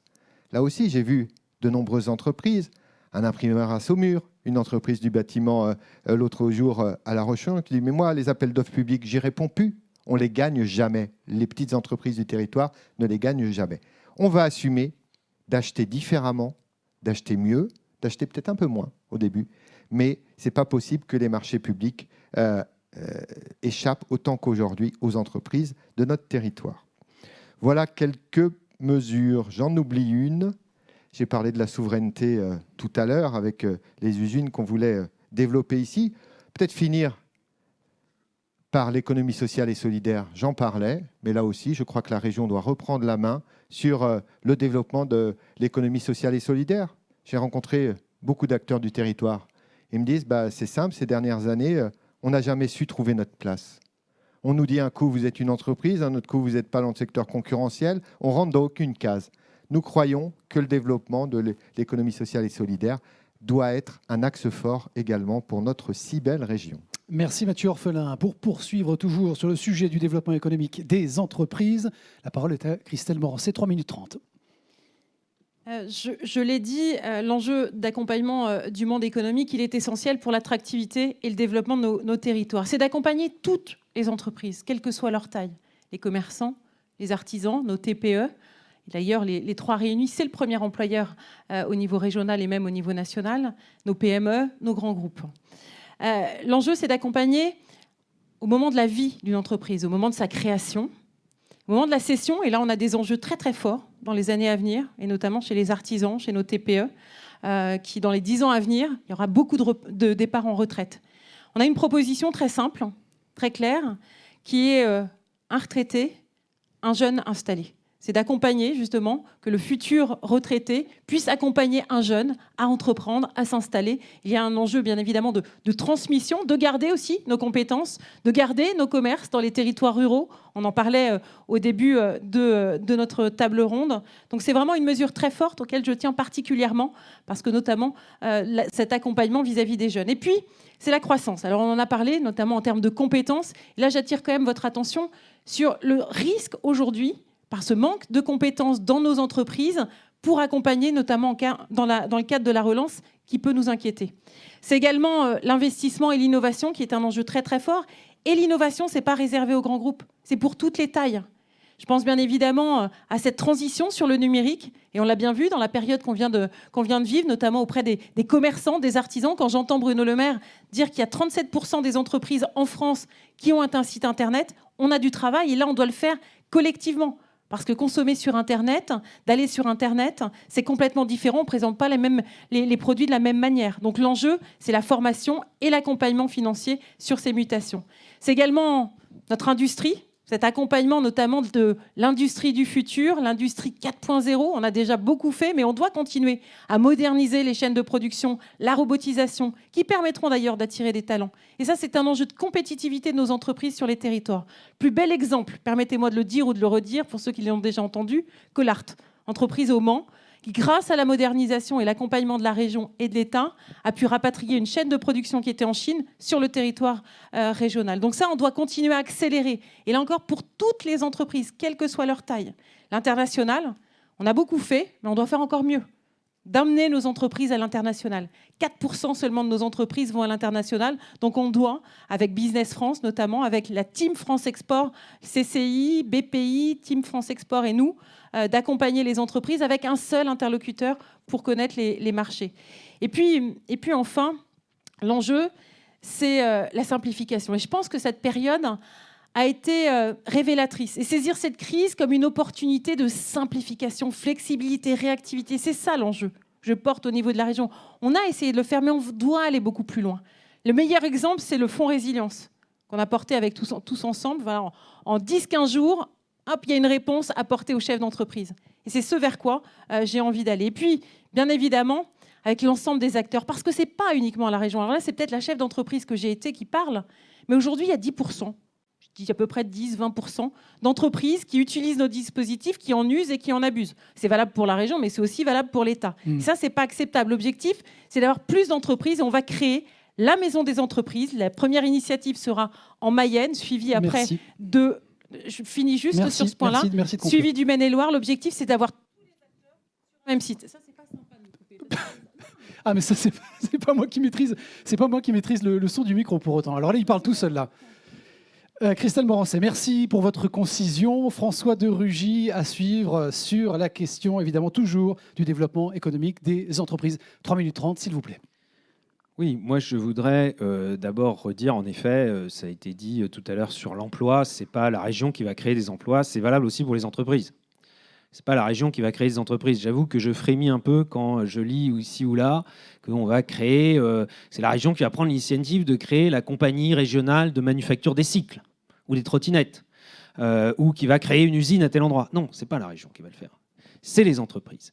Et notre responsabilité, à nous politiques, c'est de créer un contexte favorable au développement des entreprises. Ça, c'est la première chose, avant même de parler des aides, avant même de parler des subventions, un contexte favorable. C'est notre obsession depuis 2017 au niveau national. Oh, là aussi, nous avons été critiqués, souvenez-vous, on nous le ressort encore tous les jours avec l'impôt de solidarité sur la fortune. Oui, nous avons pris la responsabilité de nous attaquer à ce symbole parce que ce symbole faisait des dégâts économiques, parce que ce symbole empêchait le développement d'entreprises, faisait même de la fuite de capitaux. Mais évidemment, ce n'est pas limité à cela. C'est un ensemble de dispositifs. Concrètement, on parlait tout à l'heure de l'attractivité des territoires.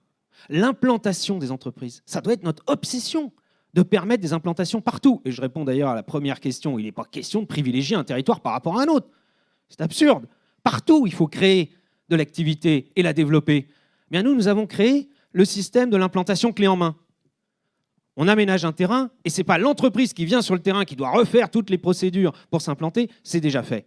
Alors oui, il y en a un, y compris, pas loin d'ici, au Carnet, il est critiqué, il est attaqué, eh bien nous le défendons et c'est ça qui permettra de développer les entreprises. Oui, d'avoir en quelque sorte une région business-friendly, comme on dit, comme souvent avec des mots anglais, mais c'est bien ça le but, en tout cas moi si je suis élu président de région.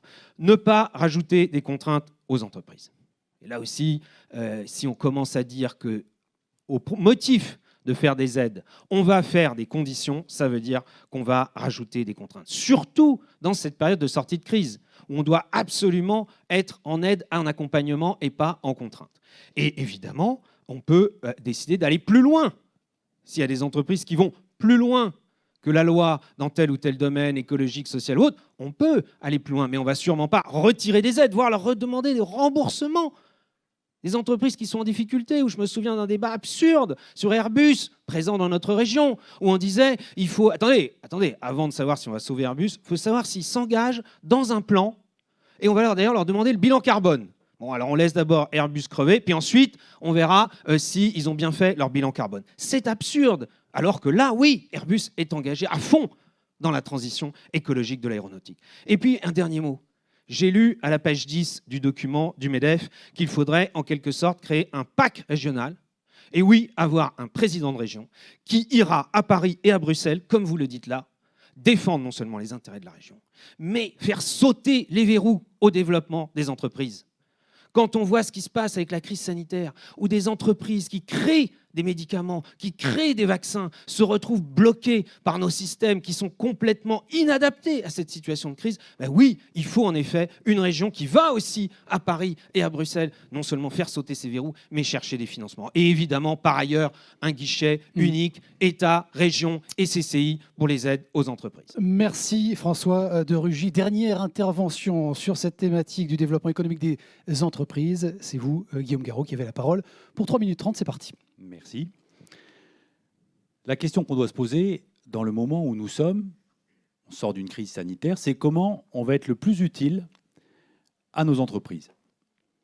Dans le cadre d'un développement économique qui doit réussir, je le disais, cette transformation écologique, en particulier de notre économie. Bon. Il faut s'adresser à toutes les entreprises. Et je le dis à Madame la Présidente de Région, ce n'est pas exactement ce qui a été fait depuis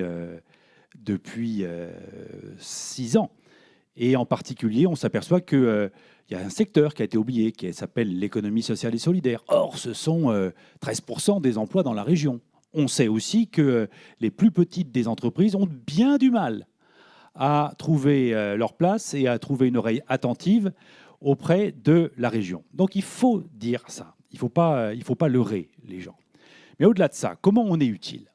D'abord, je le dis, je le redis, moi je propose un fonds anti-faillite parce qu'il faut maintenir la tête hors de l'eau des entreprises qui sont aujourd'hui en difficulté, qui le seront sans doute quelques mois, et peut-être pour certaines d'entre elles quelques années encore, mais dont on sait qu'elles sont, sur le plan économique, elles restent agiles et elles restent saines. Le fonds anti-faillite, moi, je propose 200 millions d'euros, je vous l'ai dit. Aujourd'hui, ce qui correspondrait par rapport à ce qui a été fait actuellement à la région, c'est le fonds Relance, Pays de Loire Relance, et ça ne concerne que 12 millions d'euros. Donc, on est dans une maille largement supérieure. Et ce matin, je rencontrais les chambres de commerce et d'industrie de notre région qui me disaient que c'était exactement leur proposition. Donc ça, c'est capital de réussir ça.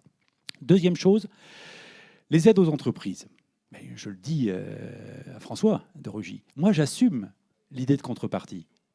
J'assume l'idée de contrepartie parce qu'on peut considérer que c'est un principe de bonne gestion. Vous savez, lorsque on est dans un conseil départemental et qu'on est dans les politiques d'insertion et qu'on vient aider quelqu'un à travers le versement du RSA, on lui demande des contreparties en matière d'insertion. Bien de la même façon, vis-à-vis d'une entreprise qui a besoin des soutiens publics, on doit pouvoir lui demander quelques contreparties. Il ne faut pas voir ça comme une contrainte. Il faut voir ça comme un booster. Parce que c'est comme ça qu'on va de l'avant. Hein, je suis désolé, mais moi je considère que si on croit en l'égalité homme-femme, c'est parce qu'on considère qu'il faut donner toute leur place, toute sa place aux femmes et à ce qu'elles apportent dans les entreprises. Bon, et donc c'est pas choquant de proposer cela. Même chose, lorsqu'on croit qu'il faut impérativement engager la transition écologique de notre économie, bien sûr qu'il faut demander des contreparties là-dessus. Et encore une fois, c'est une opportunité. Puis la dernière chose que je veux dire, parce qu'il me reste 30 secondes, c'est que, et ça a été très bien dit, là je suis tout à fait d'accord avec les autres interventions, ce n'est pas la région qui va faire à la place d'eux. La région, elle doit soutenir, être aux côtés, accompagner, faire avec. Et faire avec, ça veut dire quoi ? Ça veut dire accompagner ce qu'on appelle ce que j'appelle moi des actions collectives. Pour l'exportation, je termine. Merci. Pour l'innovation, il me reste encore une seconde. Bref, on doit être à vos côtés et nous le serons. Merci beaucoup Guillaume Garot. Pour terminer donc sur cette thématique développement économique des entreprises, dernière séquence, dernier sujet, bien sûr important aussi, celui des relations avec les entreprises et adhérents plus largement des réseaux. C'est vous, Mathieu Orphelin, qui allez commencer pour ce dernier sujet. Je vous lis la question dans son entièreté. Au cours de votre mandat, question très directe, et de la conduite de vos engagements, comment est-ce que vous envisagez concrètement la nature, la qualité et les modalités de vos relations avec l'ensemble des réseaux représentés ici ce soir et co-organisateurs de cet événement ? 3 minutes 30. Mathieu Orphelin, vous commencez. Je ne vais peut-être pas utiliser les 3 minutes 30, d'autant qu'ici, merci en tout cas aux organisateurs pour la mise en scène du réchauffement climatique, parce que je peux vous dire de ce côté-là, comme ici, je crois qu'on sera d'accord sur ce point-là avec Christelle Morancet, il fait assez chaud sur la scène. Très bien, très bien. A priori, les 5 candidats et candidates ont tous chaud. Plus sérieusement, ce sera des relations permanentes de co-construction avec l'ensemble des représentants du monde économique, du monde associatif, des territoires, des citoyens, des jeunes. Ce sera notre marque de fabrique, comme nous l'avons fait en préparant notre plan de rebond économique. Ce sera la marque de fabrique. Toutes celles et tous ceux qui, dans vos organisations, ont pu expérimenter ma méthode de travail dans les différentes fonctions que j'ai eues, vice-président de la région, à l'ADEME, où j'étais directeur, ou parlementaire depuis 4 ans. Vous savez la méthode de travail, vous savez qui a été à vos côtés, sur quel sujet, et comment on travaille ensemble, comment on sait se dire les choses, même quand on n'est pas toujours d'accord. Mais je note, avec beaucoup d'enthousiasme et de plaisir, je vois les chemins converger, je vois les organisations converger, faire de ces grands sujets de la transition écologique et solidaire des facteurs de compétitivité, de développement de l'emploi durable sur nos territoires. Donc, c'est avec un grand plaisir qu'on travaillera ensemble dans de la co-construction. Co-construction, on repartira des propositions des acteurs du territoire, tous les acteurs, et après, nous élaborerons ensemble cette politique. C'est un mandat très long qui va commencer, 6 ans et 3 quarts, mais on n'aura pas de tour de chauffe. On n'aura pas 100 jours pour profiter de la victoire. C'est immédiatement qu'on doit être aux côtés des emplois, des territoires, qu'il faut changer la donne, favoriser cette reprise, et bien content de le faire ensemble sur nos territoires. Merci Mathieu Orphelin. C'était donc votre dernière intervention. Ce sera aussi celle de Christelle Morancet et des autres candidats sur cette thématique. Relations au pluriel avec les entreprises et les adhérents des réseaux. À vous la parole pour 3 minutes 30. On remet le compteur à 0, ou à 3 minutes 30 exactement. Je peux commencer, c'est pas grave si c'est 1 minute. Allons-y. Parce que si on me coupe la parole au bout d'1 minute. Si vous prenez 50 secondes Ah, à Mathieu Orphelin, en plus, je plaisante. 3 minutes 30, c'est parti. Non, les relations, vous les connaissez puisqu'on a quand même travaillé ensemble depuis 3 ans. Et puis c'est un peu la méthode Morancet. Voilà, le collectif, on l'a fait avec l'apprentissage, le Grenelle de l'apprentissage. On l'a fait avec le contrat d'avenir.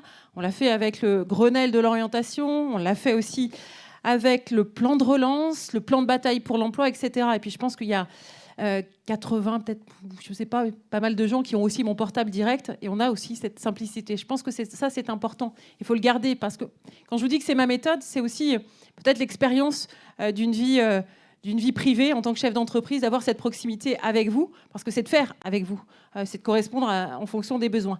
Attention, en revanche, à pas être dans la réunion sur la réunion. On a les CREFOP, on a le plan de suivi de relance qui est des fois un petit peu, je vous le dis, qui est copiloté avec le préfet et moi-même, qui est peut-être un petit peu vertical.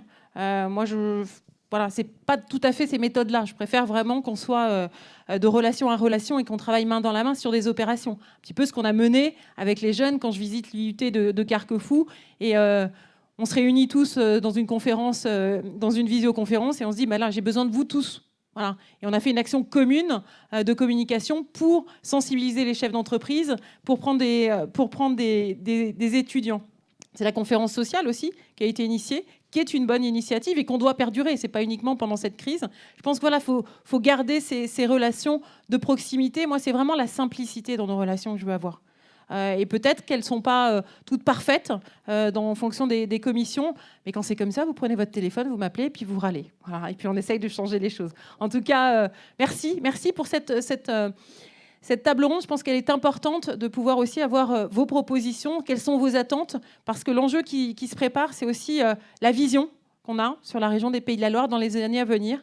Et je pense que ce soit votre engagement ou notre engagement, c'est bien évidemment pas pour nous, mais c'est plutôt pour les générations à venir. Merci. Merci Christelle Morancet. Pour ce dernier sujet, toujours relation avec les entreprises et adhérents des réseaux, bien sûr. François de Rugy, 3 minutes 30 également pour terminer. Je crois que ce sujet des relations aux entreprises permet aussi à chacun de dire un peu quel est son état d'esprit. Soit on veut plaquer sur la réalité de la région en général, et de la vie des entreprises en particulier, une vision qu'on aurait, nous, parce que voilà, on a des idées, c'est normal, quand on fait de la politique, on a des idées, parfois, disons-le, des visions un peu idéologiques, soit on se dit, si on veut que ça marche, parce que le but, c'est pas de créer des aides pour créer des aides, des fonds pour créer des fonds, c'est que ça marche, que les entreprises s'en saisissent parce que ça répond à leurs besoins. Eh bien, moi, je crois qu'il vaut mieux partir des réalités. En tout cas, c'est ce que je ferai si je suis élu président de région. Je partirai des réalités et ensuite, on développera une vision ensemble et régulièrement, on se reverra pour vérifier que ça marche. D'ailleurs, peut-être que ça marchera pour certaines entreprises et pas pour d'autres. Et c'est évidemment la diversité du tissu économique de notre région qui est très forte. Et c'est une force, d'ailleurs, d'avoir une région avec une grande diversité d'entreprises et de secteurs d'activité. Et bien évidemment, on adaptera. Moi, j'ai proposé, d'ailleurs, très simplement, qu'on puisse avoir un échange dans la période de crise. Après, ça se passera peut-être, bien sûr. Mais que les chefs d'entreprise puissent, toutes les semaines, pour celles et ceux qui veulent, interpeller directement le président de région. Si je suis élu, je le ferai directement. Je propose que ce soit en visioconférence. J'aime bien qu'on reprenne les réunions, mais je crois que si on peut y passer qu'1 heure dans sa semaine pour interpeller directement les élus, ce sera mieux. De le faire avec les organisations, systématiquement, qu'il y ait un représentant de chaque organisation, parce que moi, je n'oppose pas la relation directe avec les chefs d'entreprise, que je crois utile, avec la relation avec les organisations représentatives des chefs d'entreprise. D'ailleurs, je ne l'oppose tellement pas que sur ma liste, j'ai souhaité qu'il y ait des chefs d'entreprise. Il y en a, de tout secteur, dans tous les départements, et même un ancien président de la CAPEB et de l'UDP du Maine-et-Loire, Éric Frémy. Parce que je crois que c'est la meilleure garantie. Si demain, à la région, il y a des élus qui ont cette connaissance, qui ont cet ancrage dans les réalités des entreprises, mais aussi des organisations représentatives, eh bien, je crois que ce sera efficace. Je donne un autre exemple.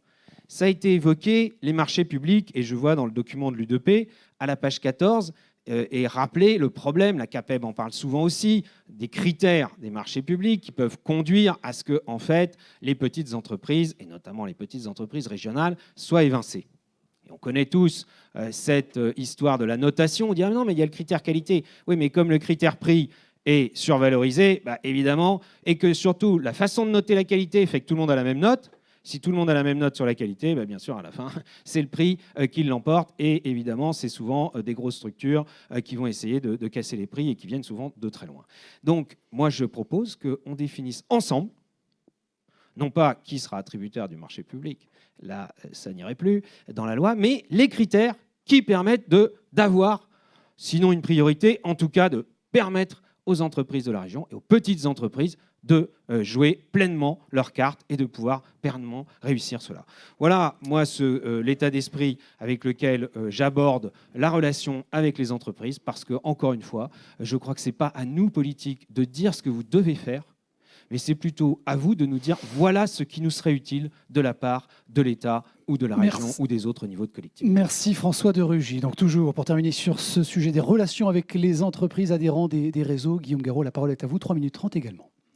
Faire avec, c'est le mot d'ordre, je crois, qui est le vôtre et que je reprends à mon compte, la question de savoir comment on fait avec et comment on peut faire ensemble.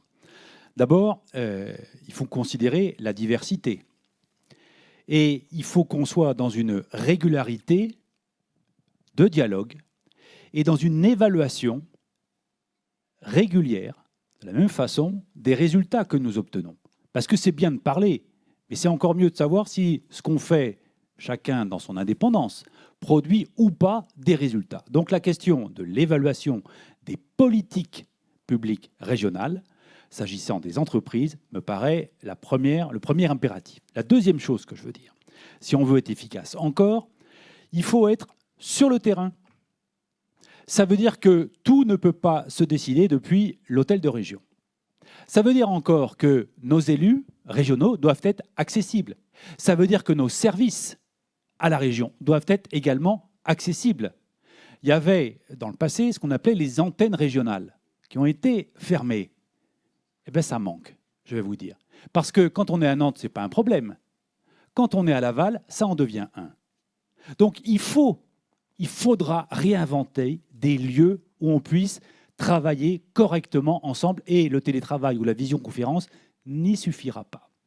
Il faut être dans le contact humain, proche, et donc sur le terrain. Troisième chose que je veux dire. Il ne faut pas être uniquement dans un traitement individuel des situations des entreprises.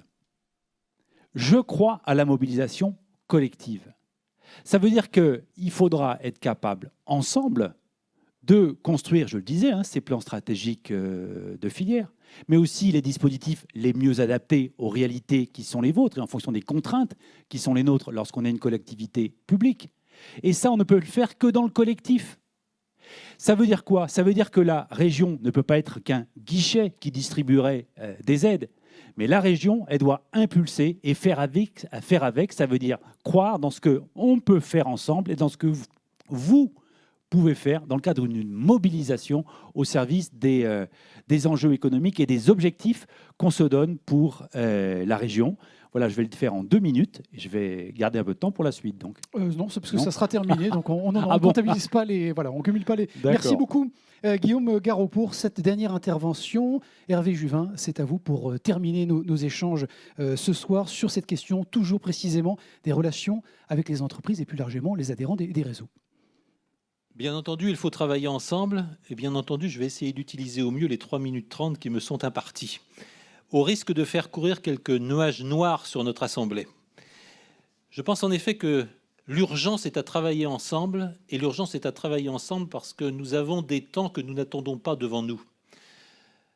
Première chose que j'ai envie de dire, c'est que les économistes ne savent rien de l'arrivée de monopoles privés dans nos pays et sur nos continents.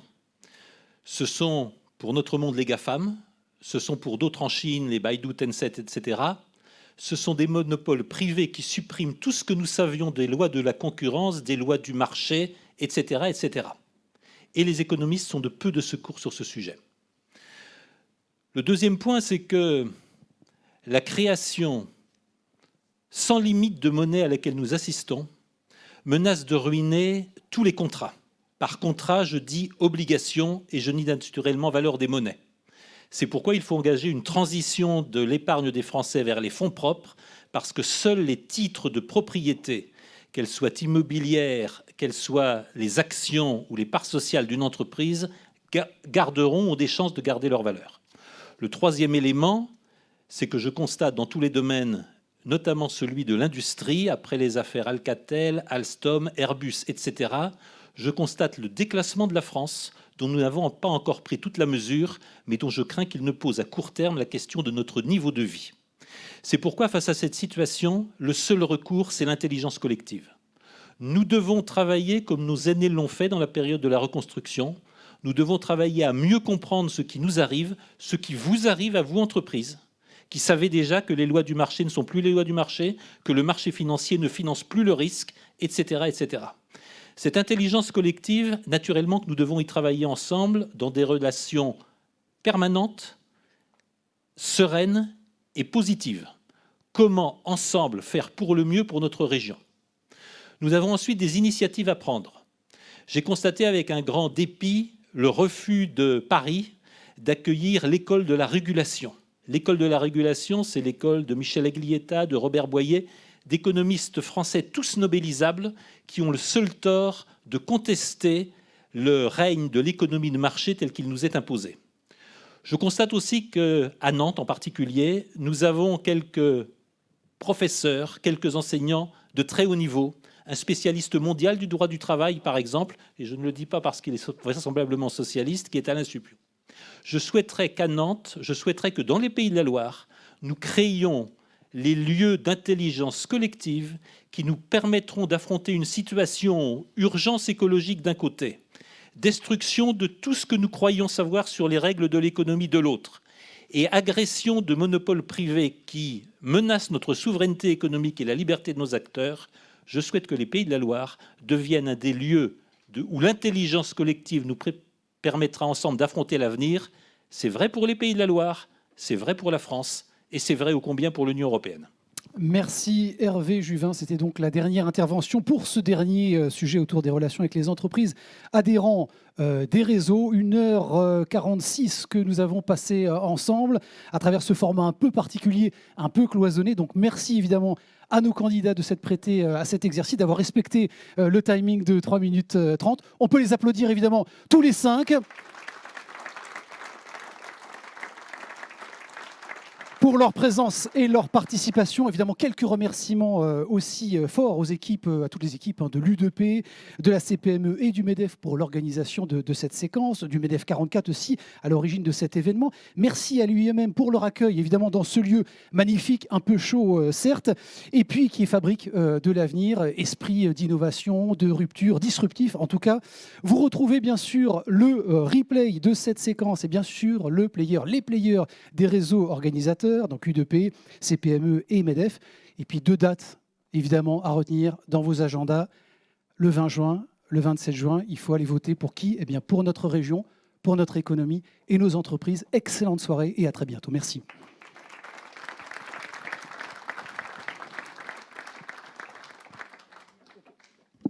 Juste un petit mot pour vous préciser également qu'on